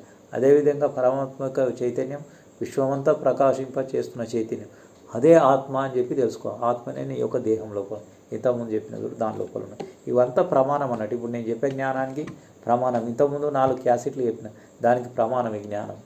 మొత్తం గీతా జ్ఞానమే చెప్పింది, ఇంకేం లేదు. ఏదైతే దేవుడు చెప్పిండో అదే జ్ఞానం మీకు బోధిస్తున్నా. దీన్ని పట్టుకుంటే మనకు శాశ్వత ఆనందం వస్తుంది. ప్రపంచంలో ఉంటే జన్మ కర్మ అంటూ శరీరం పోతుంది, ఇంకోటి వస్తుంది, శరీరం పోతుంది. ఎటువంటి జన్మ వస్తుందో తెలియదు. 82 లక్షల జీవరాశుల తర్వాత మానవ జన్మ వచ్చింది. అటువంటి జన్మలు ఎన్నో ఎత్తిండు మానవుడు. ఇక్కడ శరీరం పోతుంది, ఇంకో శరీరం ధరిస్తున్నాడు. పశుపక్షాదుల జన్మల కాడికి మొదలు పెడితే కీటకాల జన్మల కాడికి అన్నీ ఎత్తిండు. లాస్ట్కి వస్తే మానవ జన్మ వచ్చింది. ఈ మానవ జన్మలు వచ్చినప్పుడు నీకు బుద్ధి, జ్ఞానం ఇవన్నీ ఇచ్చింది. ఇక్కడ ఆత్మ అంటే ఏంది, పరమాత్మ అంటే ఏంది తెలుసుకోవడానికి అవకాశం ఇచ్చింది. అది తెలుసుకొని శాశ్వతానందం పొందడానికి ప్రయత్నం చేయాలి. లేకుంటే నేను తెలుసుకోనంటే మళ్ళీ ఈ శరీరంతో ఉంటా అంటే అది నీ ఇష్టం. మళ్ళీ జన్మ కర్మ తప్ప దానివల్ల కాలచక్రంలో తిరుగుతూనే ఉండాలి మనిషి. అదే చెప్తుండు గీతలో. అవినాశిత్తు తద్విధీయేన సర్వవిధం తతం వినాశయమవ్యస్య నకచిత్ మరుక్కుదు అర్హతి. ఏదైతే ఈ జగతంతా పరివ్యాప్తమై ఉన్నదో ఆత్మ, నాశనం లేనిది, అవ్యయమైన ఆత్మను నశింపచేసేది కూడా ఏది లేదని తెలుసుకొని ఆత్మ చంపబడదు. ఆత్మ అగ్ని దహించదు, నీరు దడపదు, వాయువు ఆర్పదు, ఏ శస్త్రం ఖండించదు. అది నిత్యసుఖి, నిత్యభోగి, నిత్యానందం, సత్ చిత్ ఆనందం అనేట పరమాత్మ యొక్క వెలుగు. నీ లోపల ఉన్న ప్రాణమాత్మ అదే నీవు. దానికి దుఃఖం లేదు. నువ్వు పట్టుకోవాల్సింది అదే. శరీరం కాదు, దీని లోపల సూక్ష్మదేహం కాదు. శరీరం అంటే పంచభౌతికమైన దేహం, ఆకాశం, వాయువు, తేజం, జలం 5 పంచభూతాలతో నిర్మితమైన ఈ స్థూల దేహం. ఈ స్థూల దేహాన్ని ఆధారం చేసుకొని మనం ఇంకో సూక్ష్మదేహం ఉంది. ఏంది? ఇంద్రియాలు, మనసు, బుద్ధి, అహంకారం. ఆ సూక్ష్మదేహం ఈ స్థూల దేహాన్ని ఆధారం చేసుకొని శబ్ద, స్పర్శ, రూప, రసగంధ 5 పంచతన్మాత్రలు అనుభవిస్తాయి. ఈ 2 ఒక కాలం నుండి మరొక కాలంలో అదృశ్యమవుతాయి. ఈ జీవుడు అంటే ఇక్కడ నీ ఇంద్రియాలు, మనసు, బుద్ధి, అహంకారమే జీవుడు. ఇక్కడ ఈ సూక్ష్మదేహం కంటే అతీతమైన చైతన్యం అది పరమాత్మ. ఆ వెలుగే నువ్వు, అదే పరమాత్మ. అదే పట్టుకో. ఆత్మ సంపబడదు. అగ్ని దహించదు, నీళ్లు దడపదు, వాయు ఆర్పేది, ఏ శస్త్రం ఖండించదు, నిత్యసుఖి, నిత్యభోగి. అదే నువ్వు. ఈ ఒక్క శ్లోకంలో ఆత్మజ్ఞానం మొత్తం చెప్పబడదు. నీ దేహం అంటే ఏంది, సూక్ష్మదేహం అంటే ఏంది, ఆత్మ అంటే ఏంది, సర్వాత్మ అంటే ఏంది, పరమాత్మ అంటే ఏంది అంతా చెప్పబడదు ఒకటే శ్లోకంలో. సాంఖ్యయోగం మొత్తం గీతా జ్ఞానం అంతా వచ్చేసినట్టు ఇక్కడ. అందుకే ఇటువంటి జ్ఞానం తెలుసుకోవాలి. 16వ శ్లోకం. నసతో విద్యతే నభావో విద్యతే సతః భూయోరపి దృష్టా నస్త్వయో స్వత్వ దర్శిభిః అసత్తైన దేహాదులు అశాశ్వతాలు, సత్తైన ఆత్మకు లేమి లేదు, ఇది తత్వజ్ఞానులందరిచే దర్శింపబడిన సునిశ్చిత సత్యం. చూడు ఎంత గొప్ప చెప్పాను. అసత్తైన దేహాదులు ఇవన్నీ ఒక కాలంలో వచ్చి మరొక కాలంలో అదృశ్యమైతాయి. ఇవన్నీ అసత్తైన దేహాదులు అన్నట్టు. ఈ పాంచభౌతికమైన దేహాలు ఎప్పటికి ఉండవు. అసత్తైన దేహాదులు అంటే ఒక కాలంలో వచ్చి మరొక కాలంలో అదృశ్యం అయిపోతాయి. ఇప్పుడు ఏంది, ఆకాశం, వాయువు, తేజము, జలము, 5 పృథ్వీ, 5 పంచభూతములతో పంచీకరణం చేసి ఈ స్థూల దేహం ఏర్పడ్డది. ఈ స్థూల దేహము పాంచభౌతికమైన దేహం, ఈ ప్రపంచానికి సంబంధించి. ఈ దేహమే నువ్వు అనుకుంటున్నావు. అంటే ఈ దేహాలు అనేటివి ఉండవు. ఇవన్నీ ఒక కాలంలో వస్తాయి, ఒక కాలంలో అది. వస్తువులు ఎట్లనో వస్తువులు అన్నీ ఉంటాయా? ఏ వస్తువులు తయారైనా కానీ పాతగా అయిపోతాయి, మళ్ళీ ముడి సరుకుగా మారిపోతాయి, మళ్ళీ కర్మాగారంలో పోయి కంపెనీలలో తీసుకుపోతే వాటికి కరగబెడతారు, ఇంకో రకంగా చేస్తారు, మళ్ళీ కొత్త వస్తువులు తయారు చేస్తారు. ఇనుము, మళ్ళీ సిల్వరు, బంగారం, ఇటువంటి వాటి. చెక్కలు గిట్ట ఇవి అయితేనేమో మట్టిగా మారిపోతాయి. మట్టి నుంచి మళ్ళీ చెట్ల రూపంలో, మళ్ళీ మొక్కల రూపంలో వస్తుంటాయి. మళ్ళీ కొత్త కల్ప వస్తుంది, మళ్ళీ వాటిని తయారు చేస్తారు. అన్నీ అట్లాగే ఉన్నాయి. అన్నీ ఇక్కడిక్కడనే చూపిస్తున్నాడు. ఎగ్జాంపుల్ చెప్తుంది. ఇప్పుడు వర్షం పడుతుంది. వర్షం ఏమవుతుంది? ఆకాశం నుంచి వర్షం పడుతుంది. అది వర్షం ఎక్కడ వస్తుంది? భూమి మీద పడుతుంది. భూమి మీద పడ్డదంతా నీరు చెట్లు తీసుకుంటున్నాయి, అవి తీసుకుంటున్నాయి, పశువులు తీసుకుంటున్నాయి, అవి తీసుకుంటున్నాయి, అన్నీ తీసుకుంటున్నాయి. మళ్ళీ మలమూత్రాలలో విసర్జించబడుతున్నాయి. ఆ వర్షం అంతా తీసుకుపోయి మళ్ళీ నదులలో కలుస్తుంది. నదులలో కలిసినాక ఏం చేస్తుంది? సూర్యుడు తన తేజస్సుతో ఏం చేస్తాడు? నీటినంతా వీల్చేస్తాడు. నీటినంతా వలిచి ఆవిరి రూపంలో తయారు చేస్తే ఆవిరి రూపంలో పోయి మళ్ళీ మేఘ రూపంలో పడుతుంది. మేఘ రూపంలో పోయిన తర్వాత అక్కడ నీటి చల్లబడిన తర్వాత మళ్ళీ ఇక్కడ వర్ష రూపంలో భూమి మీదకి వస్తుంది. అంటే ఇక్కడ ఉన్నది ఇక్కడనే తిరుగుతుంది సర్కిల్. అన్నీ అట్లే ఉన్నాయి. దేహాదులైనా అంతే, నీ సూక్ష్మదేహమైన అంతే, ఈ స్థూల దేహమైనా అంతే. అదే చెప్తున్నాను. అసత్తైన దేహాదులు అశాశ్వతాలు, సత్తైన ఆత్మకు లేమి లేదు, ఇది తత్వజ్ఞానులందరి చేత దర్శింపబడిన సునిశ్చిత సత్యం. అంటే అసత్తైన దేహాలు, ఈ పాంచభౌతికమైన దేహాలు అసత్తు, ఒక కాలం నుండి మరొక కాలంలో అదృశ్యమవుతాయి. దీని లోపల ఇంకో సూక్ష్మదేహం గిట్టు ఉన్నది. దాని వెంబడి ఇంద్రియాలు, మనసు, బుద్ధి, అహంకారం, సూక్ష్మదేహం. ఇది పోయినా అది ఉంటుంది. అది ఎప్పటి వరకు ఉంటుంది అంటే సృష్టి ఎంతకాలం ఉంటుందో అంతకాలం ఉంటుంది. అది ఎప్పటి వరకు ఉంటుంది? సృష్టి ఎంతకాలం ఉంటుందో అంతకాలం ఉంటుంది. మధ్యలో ఎప్పుడైతే నువ్వు ఆత్మజ్ఞానం తెలుసుకుంటావో, పరమాత్మ సాధన చేస్తావో, పరమాత్మలోక ఐక్యమై పరమాత్మ స్వరూపం అవుతావు. లేదా నువ్వు సాధన తెలుసుకున్నంతసేపు ఈ శరీరం పోతుంది, సూక్ష్మదేహం పోయి ఇంకో శరీరంలో ప్రవేశపెడుతుంది. మళ్ళీ చిన్నపిల్లోడు యవ్వనం ఇంకో దేహాన్ని ధరించి మళ్ళీ ఈ ప్రపంచంలో శబ్దస్పర్శ రూపరస గంధ పంచత ఈ శరీరం నేను అంటాడు. అంటే ఇవన్నీ పోతుంటే వస్తుంటాయి అన్నాడు. ఈ పొయ్యేటి నువ్వు కాదు. వీటికంటే అతీతమైనది ఏదైతే చైతన్యం ఉందో పరమాత్మ వెలుగు, అవో దానికి ఎటువంటి ఏం లేదన్న, దానికి సావు లేదు, నా పుట్టుక లేదు, అదే నువ్వు అని చెప్తున్నాడు. అంటే ఇదంతా ఋషులంతా ఇదే జ్ఞానం తెలుసుకున్నారు అని చెప్తుండే ఇక్కడ. అసత్తైన దేహాదులు అశాశ్వతాలు, ఒక కాలం నుండి మరొక కాలంలో పోతాయి. సత్తైన ఆత్మకు లేమి లేదు, దానికి మరణం లేదు, దుఃఖం లేదు, ఏం లేదు, అదే పడుకుండేది. ఇదంతా తత్వజ్ఞానులందరూ దర్శించారు. తత్వజ్ఞానులు అంటే ఋషులంతా దర్శించారు అని చెప్తుండే ఇక్కడ. ఇంకో శ్లోకం తీసుకుందాం. సాంఖ్యయోగం 2వ అధ్యాయం 18వ శ్లోకం. అంతవంత ఇమే దేహ నిత్య సూక్త శరీరీనాం అనాశినో ప్రమేయస్య తస్మో ద్యుస్వ భారత.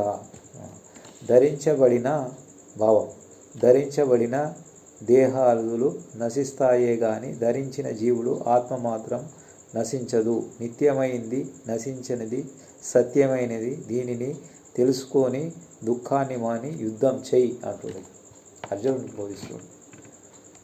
ఏదైతే ఈ ధరించబడిన దేహాదులు, పాంచభౌతికమైన దేహాలు ఒక కాలం నుండి మరొక కాలంలో అదృశ్యమైంది. ఇవి నశిస్తాయి. దీని లోపల ఉన్న ఆత్మ సంపబడదు. అది ఎప్పటికీ ఉంటుంది, దానికి లేమి లేదు. అదే నువ్వు. దీని గురించి భయపడకు, యుద్ధం చేయి అర్జునుడికి చెప్పు. యుద్ధం ఏంది? అర్జునుడు కౌరవులు పాండవులకు యుద్ధం, మహాభారతం. యుద్ధం ఏంది? ప్రతి మనిషికి యుద్ధమే. ఇక్కడ ప్రతి మనిషి రోజు యుద్ధమే చేస్తుండే ప్రపంచంలోకి వచ్చి. జీవితమే ఒక యుద్ధం. ఇక్కడ శరీరాన్ని ధరించిన పాంచభౌతికమైన దేహాలు, దీనికి ఆహారం కావాలి. ఆహారం కావాలంటే నువ్వు బయట ప్రపంచంలో పోయి కర్మలు చేయాలి. కర్మలు చేసి డబ్బు సంపాదించాలి. డబ్బు సంపాదించి డబ్బు అంటే ఎన్నో రకాల వృత్తులు ఉన్నాయి ఇక్కడ. వ్యవసాయం కానీ, వ్యాపారం కానీ, ఉద్యోగం కానీ, రాళ్ళు కొట్టడం కానీ, ఇంకా ఎన్నో రకాలు కంపెనీలలో పనిచేయడం కానీ, ఎన్నో రకాల వృత్తులు అన్నట్టు. ఆ వృత్తులన్నీ ఏం చేస్తున్నాయి? నీ శరీర పోషణకు, డబ్బు సంపాదించుకొని ఆహార పదార్థాలను సమకూర్చుకుంటున్నావు. అంటే ఇవన్నీ సమకూర్చుకున్నవి ఒక కాలం నుండి మరొక కాలంలో అదృశ్యమవుతాయి అన్నట్టు. ఇదేది స్థిరమైంది కాదని చెప్తున్నాడు.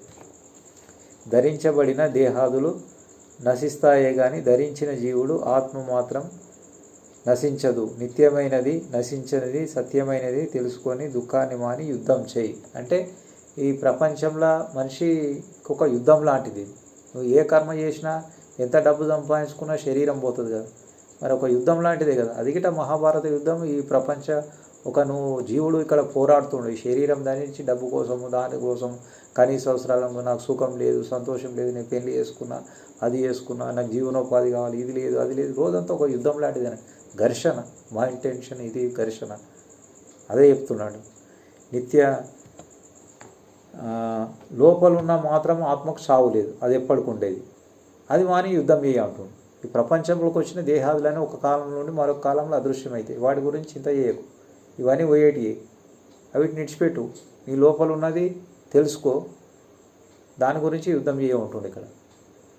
అంటే ప్రతి మనిషి ఒక యుద్ధంలాగానే కదా ప్రపంచం. అందుకే ఇవన్నీ విడిచిపెట్టాలి మనం. ఈ శరీరం కానీ ఇవన్నీ ఉన్నంతసేపు శరీరాన్ని పోషించుకోవాలి. అయితే ఆశ విడిచిపెట్టాలి లోపల. దీనికి ఎంత అవసరమో అంతే సంపాదించుకోవాలి. ఎక్కువ ఉంటే మంచి పనులు చేయి. మంచిగా డబ్బు ఎక్కువ ఉన్నది నీ దగ్గర, మంచి చాలామందికి వికలాంగులు ఉన్నారు, ముసలోళ్ళు ఉన్నారు, డబ్బు లేని వాళ్ళు ఉన్నారు. ఎంతోమందికి డబ్బు ఉంటే సహాయం చేయి. వాళ్ళందరినీ బాగుపరచడానికి ప్రయత్నం చేయి. కనీస అవసరాలకి ఇంత ఆహార పదార్థాలు ఇవి, ఇంత డబ్బు ఇవి, మంచి ఇల్లు కట్టి, మంచి ఉద్యోగం ఇవి, ఏదైనా వ్యాపారం చేసుకుంటే ఇంత డబ్బు ఇవి, జీవనోపాధి. వాళ్ళు ఏం చేస్తారు? దానివల్ల నీకు ఇంత పుణ్యం వస్తుంది. ఆ పుణ్యం వల్ల నీకు స్వర్గ సుఖభోగాలు వస్తాయి, పరమాత్మ అనుగ్రహిస్తే మోక్షం గిట్టు వస్తాయి. ఇది ఒక యుద్ధం లాంటిది అన్నట్టు. అందుకే దీని గురించి నువ్వు ఏం చింత చేయకు. ఇవన్నీ పోయేటియే, దాని మాని యుద్ధం చేయమంటుడు అన్నట్టు.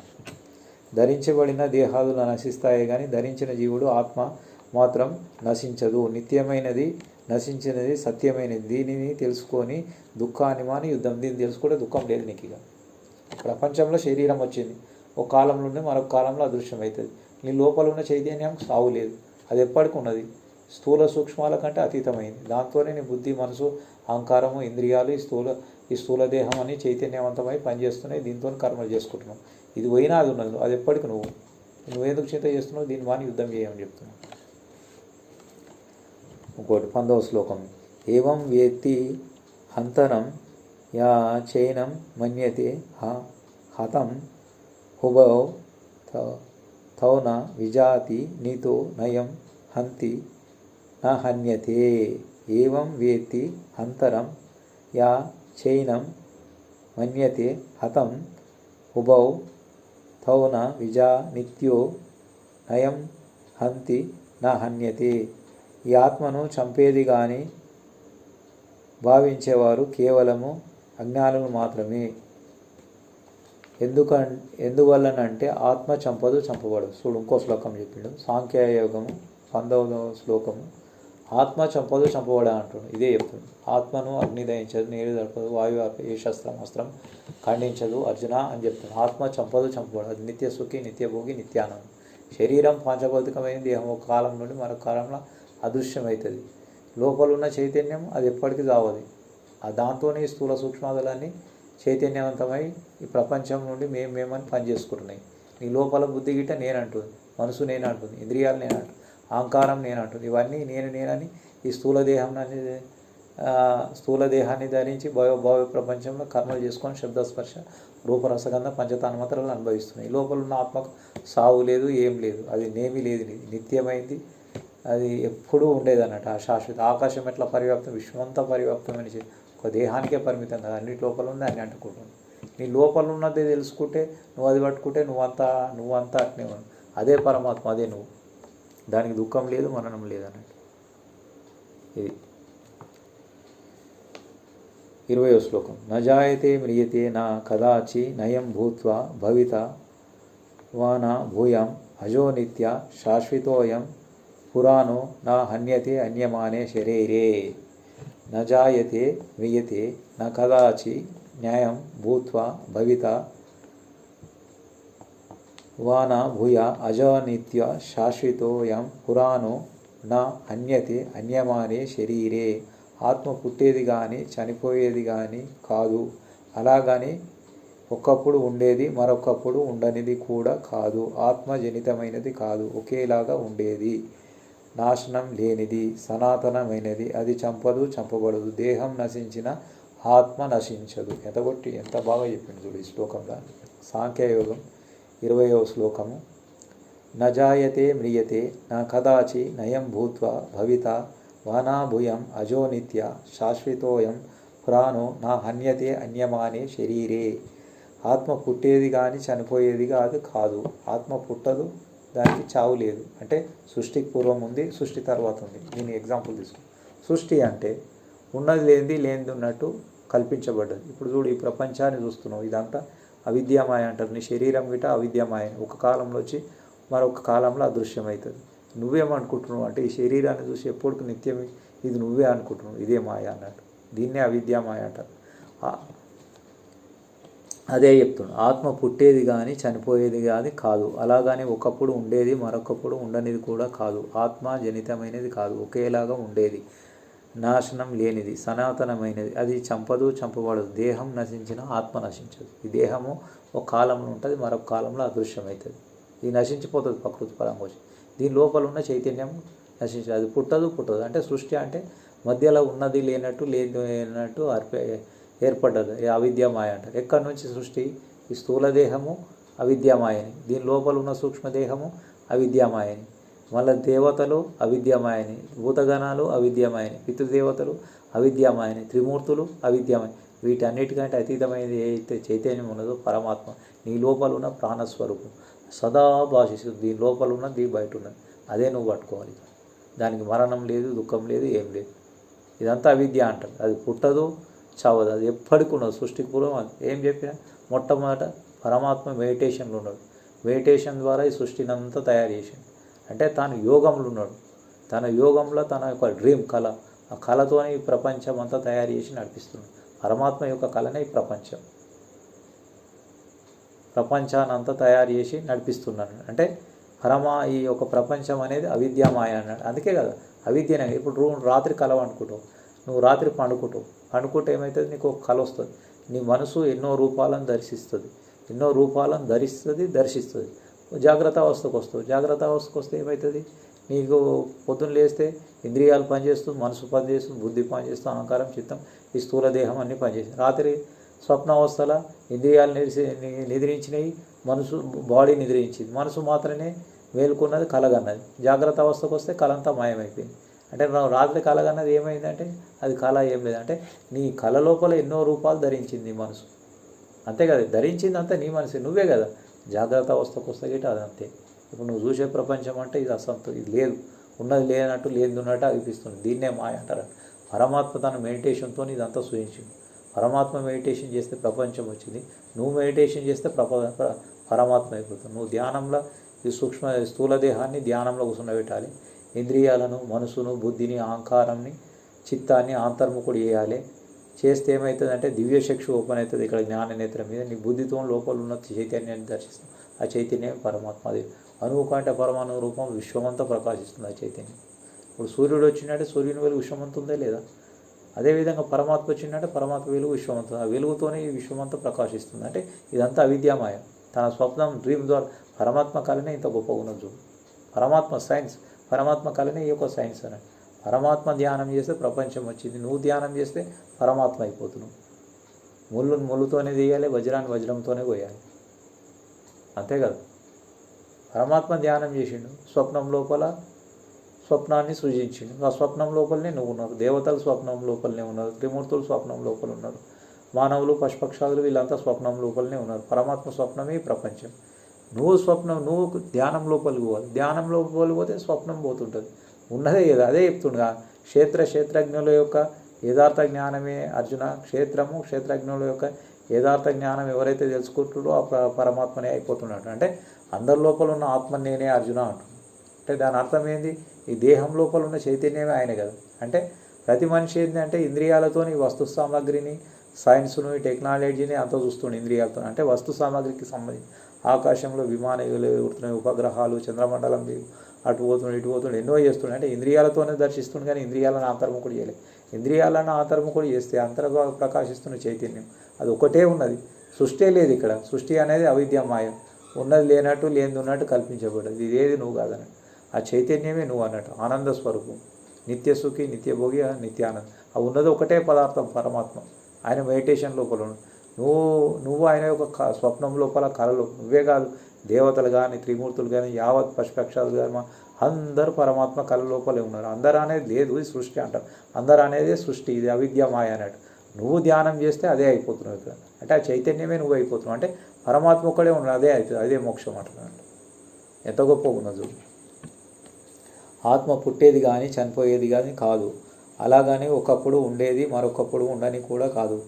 ఆత్మ జనితమైనది కాదు, అలాగే ఉండేది, నాశనం లేనిది, సనాతనమైనది. అది చంపదు, చంపబడదు. దేహం నశించిన ఆత్మ నశించదు. ఈ దేహం పైన లోపల ఉండే ఆత్మ నశించదు. అదే నువ్వు, అదే పరమాత్మ, అదే నువ్వు. 21వ శ్లోకం తీసుకుందాం. సాంఖ్యయోగం 2వ అధ్యాయం 21. వేద నవిషయత్తు సత్యం యా ఏవ మజ మవ్యాయం కథం పురుష పార్థ కం గాతమతి హంతి కాం. భావం: ఆత్మ నశించనిది, నిత్యమైనది, వృద్ధక్షయములు లేనిది, అవ్యయమైనదిగా అవ్యాయము గానిది. దానిని తెలుసుకున్నవాడు చంపడానికి ఎలా ప్రేరేపిస్తాడు, తాను మాత్రమే ఎలా చంపుతాడు. ప్రతి మనిషి ఏమనుకుంటాడంటే నేను ఆయనను చంపేస్తా, ఈయనను చంపేస్తా, ఇటువంటి భావనలు కలిగి ఉంటాడు. అంటే నువ్వు చంపడం అనేది ఎవరిని చంపుతున్నావు? ఒక మనిషి ఏం చేయాలంటే చంపుతుండంటే ఆ శరీరాన్ని చంపేస్తున్నావు. లోపల ఉన్న ఆత్మకు సావు లేదు, సూక్ష్మదేహానికి సావు లేదు, ఆత్మకు సావు లేదు. శరీరం పోతుంది, సూక్ష్మదేహం ఉంటుంది, ఇంద్రియాలు, మనసు, బుద్ధి, అహంకారం ఉంటాయి. దాని ఆ సూక్ష్మదేహం పోయి ఇంకో దేహాన్ని ధరిస్తుంది అన్నట్టు. అది మళ్ళీ చిన్న పిల్లోడు, యవ్వనం, కౌమారది. శరీరం ప్రకృతి పరంగా వచ్చింది ఈ వస్తువు. అంటే ప్రతి మనిషి కొట్లాడుతురు, చంపుకుంటూరు చేస్తుంటే అదే మహాభారత యుద్ధంలో అర్జునుడు ఎంతోమందిని చంపేస్తాడు. అంటే ఆ శరీరాలను చంపేసిండు. లోపల ఉన్న సూక్ష్మదేహానికి సావు లేదు, ఆత్మకు సావు లేదు. అదే చెప్తుండన్నట్టు. ఆత్మ సంపబడదు అని తెలుస్తుంది. దానికి వృద్ధిక్షయాలు లేదు, ముసల్తానం లేదు, ఏం లేదు. అది ఎప్పుడు నిత్యసుఖి, నిత్యభోగి. అది నా స్త్రీ కాదు, నా పురుషుడు కాదు. శరీరానికే స్త్రీ పురుషుల భేదం. లోపల ఉన్న చైతన్యానికి ఏం లేదన్నట్టు. స్త్రీ లోపల అదే చైతన్యం ఉంది, పురుషుల లోపల అదే చైతన్యం ఉంది. స్త్రీ పురుషుల భేదమే ఈ ప్రపంచం. లోపల ఉన్న చైతన్యానికి ఏం లేదు. ఈ ప్రపంచమే సంసారం, స్త్రీ పురుషుల సంసారమే ఈ ప్రపంచం. పిల్లలు కానీ, భార్య కానీ, భర్త కానీ, ఇదంతా ఒక రంగస్థలం మీద నాటకం. ఒక ఆయన తండ్రి పాత్ర పోషిస్తుంది, ఒక ఆమెనేమో తల్లి పాత్ర పోషిస్తుంది, ఒక ఆయనేమో భర్త పాత్ర పోషిస్తుంది, ఒక ఆమెనేమో భార్య పాత్ర పోషిస్తుంది, ఒకరేమో పిల్లల పాత్ర పోషిస్తుంది, ఒక ఆయనేమో తాత పాత్ర పోషిస్తుంది. ఇవన్నీ పాత్రలు ఒక కాలం నుండి మరొక కాలంలో అదృశ్యమై అందరి లోపల ఉన్న చైతన్యం ఒకటే, రెండు లేదు. ఎగ్జాంపుల్ తీసుకుందాం. ఇది కరెంట్ ఉన్నది, అన్ని బల్బులు ఉన్నాయి. అన్ని బల్బుల లోపల ఉన్నది కరెంట్ ఒకటే కదా. లైట్లు ఎన్నో ఉన్నాయి, కరెంట్ మాత్రం ఒకటే కదా. పరమాత్మ అట్లే ఉంది. అన్ని దేహాల లోపల ఉన్న చైతన్యం ఒకటి, రెండు లేవు. ఆకాశం ఒకటా రెండో? ఎక్కడ చూసినా ఆకాశం అన్నిటి లోపల, అన్ని దేహాల లోపల ఉంది ఆకాశం. పరమాత్మకి అట్లే ఉంది. అదే చెప్తుంది ఇక్కడ. ఆత్మ నశించదని, నిత్యమైన వృద్ధిక్షయాలు లేనిదని, అవ్యయం కానీ దానిని తెలుసుకున్నవాడు చంపడానికి ఎలా ప్రేరేపిస్తాడు, తాను మాత్రమే ఎలా చంపుతాడు. ఇది తెలుసుకుంటే ఇంకోని చంపడము, ఆయన చంపేస్తా, నరికేస్తా, చంపడము చేయడం అనేది ఉండదు అన్నట్టు ఇక్కడ. అదే జ్ఞానం చెప్తుంది. అంటే మూర్ఖత్వం పోతుంది.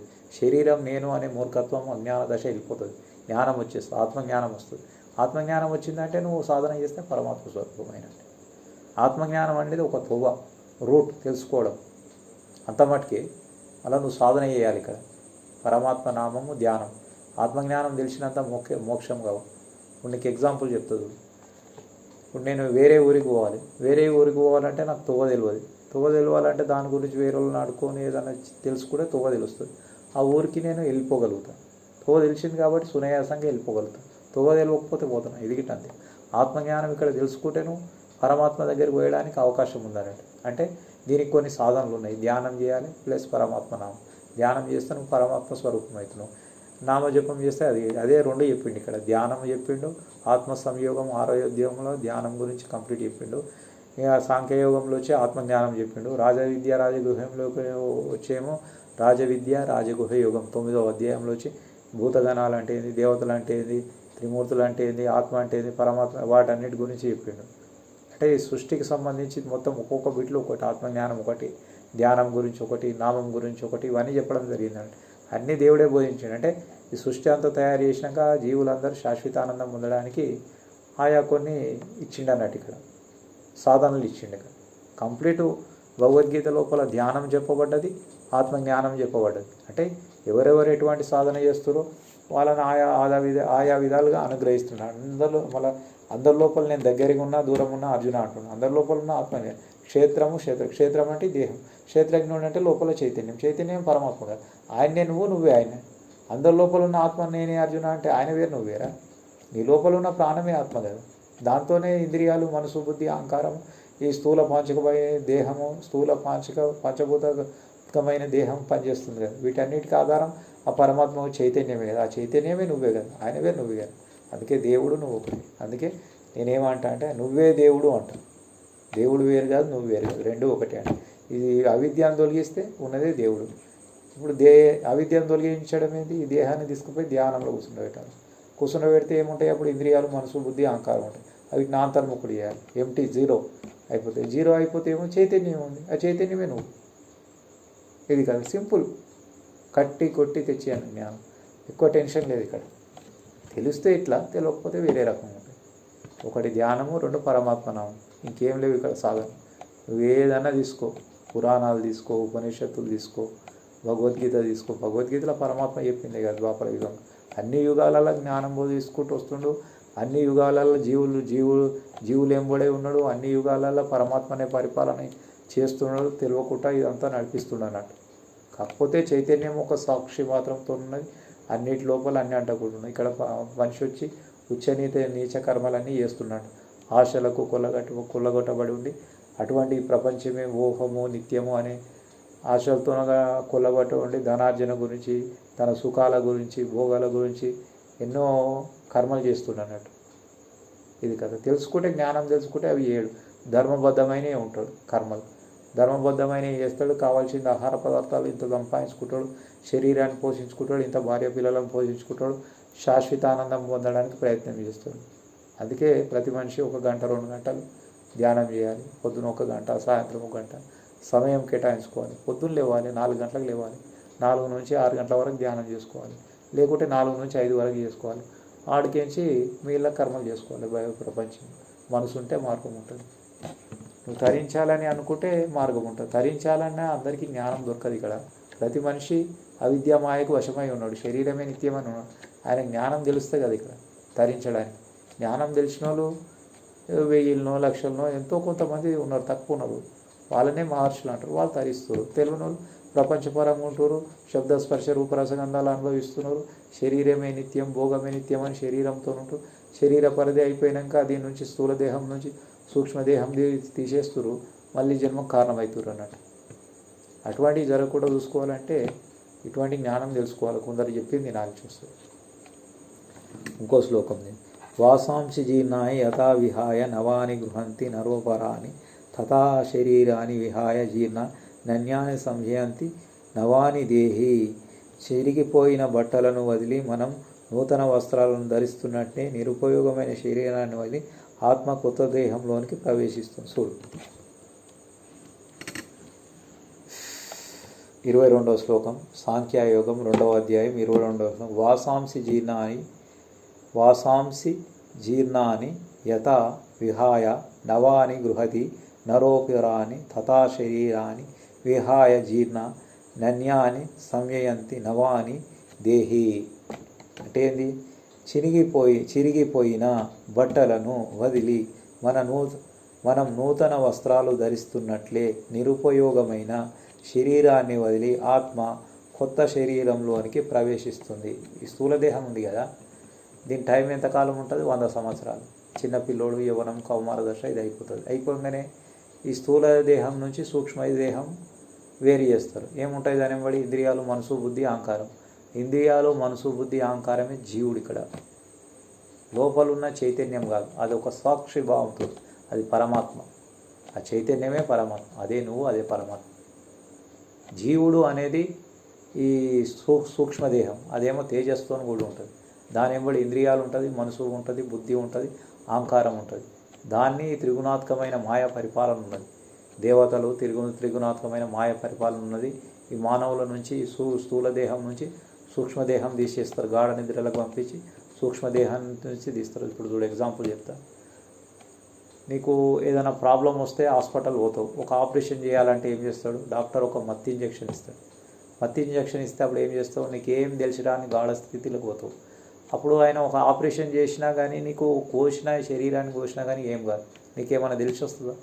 ఏం తెలిసిరాదు. జాగ్రత్త అవస్థలకు వచ్చినప్పుడే శబ్ద, స్పర్శ, రూపరసగంధ పంచతన్మాత్రలు పనిచేస్తున్నాయి, పంచభూతాలు పనిచేస్తున్నాయి, పంచతన్మాత్రాలు పనిచేస్తున్నాయి, కర్మేంద్రియాలు, జ్ఞానేంద్రియాలు, మనసు, బుద్ధి, అహంకారం ఇవన్నీ అప్పుడు స్పర్శ గురించి తెలుస్తుంది. ఈడ నొప్పి ఉంటే ఈడ నొప్పి ఉన్నది, నొప్పి లేకుంటే నొప్పి లేదు. అదే మత్తిస్తే ఆడ నొప్పి గిట్ట తెలియదు శరీరానికి. అటువంటిది అన్నట్టు శరీరం. అటువంటి స్థితికి తీసుకుపోయి గాఢ నిద్రలకు తీసుకుపోయి దీని నుంచి సూక్ష్మదేహం అలాగ చేస్తారు. అలాగ చేసి దాన్ని బట్టి ఇంద్రియాలు, మనసు, బుద్ధి, అహంకారం దాన్ని మళ్ళీ ఇంకో శరీరం లోపల ప్రవేశపెడతారు. ఆ ప్రవేశపెట్టినప్పుడు మళ్ళీ చిన్నపిల్లోడు యవ్వనము, కౌమార దశ ఆ విధంగా నడుస్తుంది. వాసాంశి జీర్ణాన్ని యథా విహాయ నవాని గృహంతి నరోపరాని తథా శరీరాన్ని విహాయ జీర్ణాన్ని నన్య సంశయంతి నవాని దేహి. చిరిగిపోయిన బట్టలను వదిలి మనం నూతన వస్త్రాలు ధరిస్తుంటే నిరుపయోగమైన శరీరాన్ని వదిలి ఆత్మ కొత్త దేహంలోనికి ప్రవేశిస్తుంది. ఆత్మ ప్రవేశించదు. ఆత్మ చెప్తుంది కానీ ఆత్మ ప్రవేశించదు. ఆత్మ ఎప్పుడూ సాక్షిభావంతో ఉంది. ఆకాశం ఎక్కడ ఉన్నది?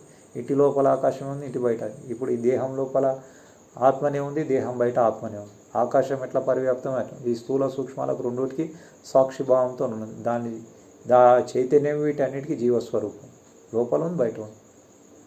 ఈ సూక్ష్మదేహమే ప్రవేశిస్తుంది. ఆ సూక్ష్మదేహం నుండి అన్నిటి లోపల మళ్ళీ ఆత్మ ఉన్నట్టే కదా. ఖాళీ ఫేస్ లేదా ఇక్కడ? ఇంటి లోపల ఉంది, ఇంటి బయట ఉంది. శరీరం లోపల లోపల ఆత్మ గిట్ట అట్నే ఉంది కదా.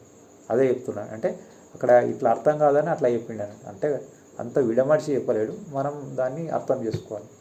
అంటే మన సాధన వల్ల, అనుభవం ద్వారా జ్ఞాన దీపేన భాస్వతే బుద్ధి లోపల ప్రకాశిస్తుంది పరమాత్మ జ్ఞానం. దానికి టాలీ అయిపోతుంది అన్నట్టు మనం చెప్పాలంటే జ్ఞానం. దీన్ని బట్టి మనం తత్వజ్ఞానం చెప్తారు. ఋషులంతా అదేవిధంగా చెప్తారు. ఋషులందరికీ ఇక్కడ ఒక పదం ఇస్తాడు, దాని వెనుక సారాంశము కొద్దిగా పదం తీసుకుంటే దాని సారాంశం ఎంతో ఉంటుంది అన్నట్టు చెప్పడానికి. అది కరెక్ట్ ఉంటుంది చెప్పడం. ఇప్పుడు నేను చెప్పే జ్ఞానం రాంగ్ ఉందా? రైటే కాదు. స్థూల దేహం ఒక కాలం నుండి అది పోతుంది. అదే చెప్తుండు కదా.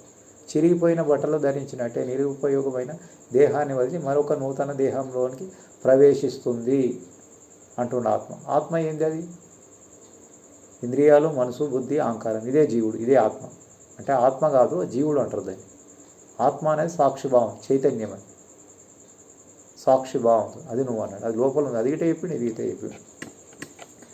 నైనం చిందంతే శస్త్రాన్ని నైనం దహతి పావక నచేయ క్లేదయం తస్యో నశోషయతి మారుత. ఈ ఆత్మను శస్త్రములు ఛేదించలేవు, అగ్ని దహించలేదు, నీరు తడపలేదు, గాలి ఆరబట్టలేదు. ఏం చెప్పింది మళ్ళీ? ఈ ఆత్మను చంపకూడదు. ఏమిది? అగ్ని దహించదు, నీరు తడపదు, వాయువు, ఏ శస్త్రం కాదు. ఆత్మను చంపకూడదు. అది నిత్య సుఖి, నిత్యభోగి. అది సృష్టికి పూర్వం ఉంది, సృష్టి తర్వాత. ఈ దేహం లోపల, దేహం బయట. అదే నువ్వు. నీ దేహం లోపలనే ఉంది, దేహం బయట. నువ్వు పట్టుకోవాలంటే నువ్వు ధ్యానం లోపలికి పోవాలి, లేదా పరమాత్మ నామం చెప్పాలి. చెప్పంగా పరమాత్మ ఒక నాడా స్థితిలో వెళ్ళిపోతుంది. లేకుంటే ఇప్పుడు పట్టుకుంటే ఇప్పుడే ఆ స్వరూపం అయిపోతుంది.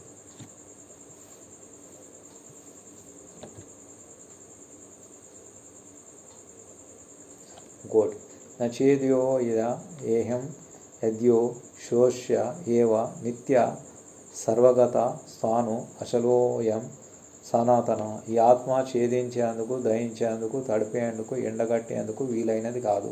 ఇది అంతటా వ్యాపించి ఉన్నది, నిత్యమైనది. చూడు, ఆత్మ ఈ పంచభూతాలు ఏదైతే ఉన్నదో చంపడానికి కాదు. ఇప్పుడు శరీరం ఈ ప్రకృతి పరంగా వచ్చింది. ఇప్పుడు నీటి లేస్తే మునిగిపోతుంది, అగ్ని లేస్తే గాలిపోతుంది. మరి అదేవిధంగా ఆత్మ దాన్ని ఏది అగ్ని దహించదు, నీరు తడపవాయు, ఏ అస్త్రము ఖండించదు. అది చంపడానికి వీలైనది కాదు. అది ఆకాశం ఎట్లా పరివ్యాప్తం అంతర్. ఆకాశం ఏం చేస్తాను?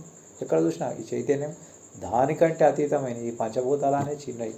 ఆకాశం, వాయు, తేజం, జలం, పృథ్వీ 5 పంచభూతాలు చిన్నవి. దానికంటే దేవతలు పెద్దది, దానికంటే త్రిమూర్తులు పెద్దది, సృష్టి స్థితిలో. దానికంటే పరమాత్మ వీటన్నిటి యొక్క బేస్. అంటే ఈ మాయ అనేది, అవిద్య మాయ అనేది ఇదంతా చెప్పడం జరుగుతుంది అన్నట్టు. సృష్టి వివరణ ఇది. ఈ సృష్టి వివరణే మాయ. దాని నుంచే ఇవన్నీ కదిలినాడు స్థూల సూక్ష్మాలు. ఆ చైతన్యమే నువ్వు. దానికి దుఃఖం లేదు, మరణం లేదు. దాన్ని పట్టుకోవాలంటే 2 సాధనలు ఉన్నాయి. ఒకటి ధ్యానం చేయాలి, ఈ స్థూల దేహాన్ని ధ్యానంలో కూర్చుండబెట్టాలి. నీ ఇంద్రియాలను అంతర్ముఖుడు చేయాలి. ఇంద్రియాలు, మనసు, బుద్ధి, అహంకారం, చిత్తం వీటన్నిటిని అంతర్ముఖుడు చేయాలి. ఇక్కడ దివ్యచక్షు ఓపెన్ అవుతుంది. జ్ఞాననేత్రం మీద 2 కనుబొమ్మల మీద శ్వాస మీద ధ్యాస పెట్టాలి.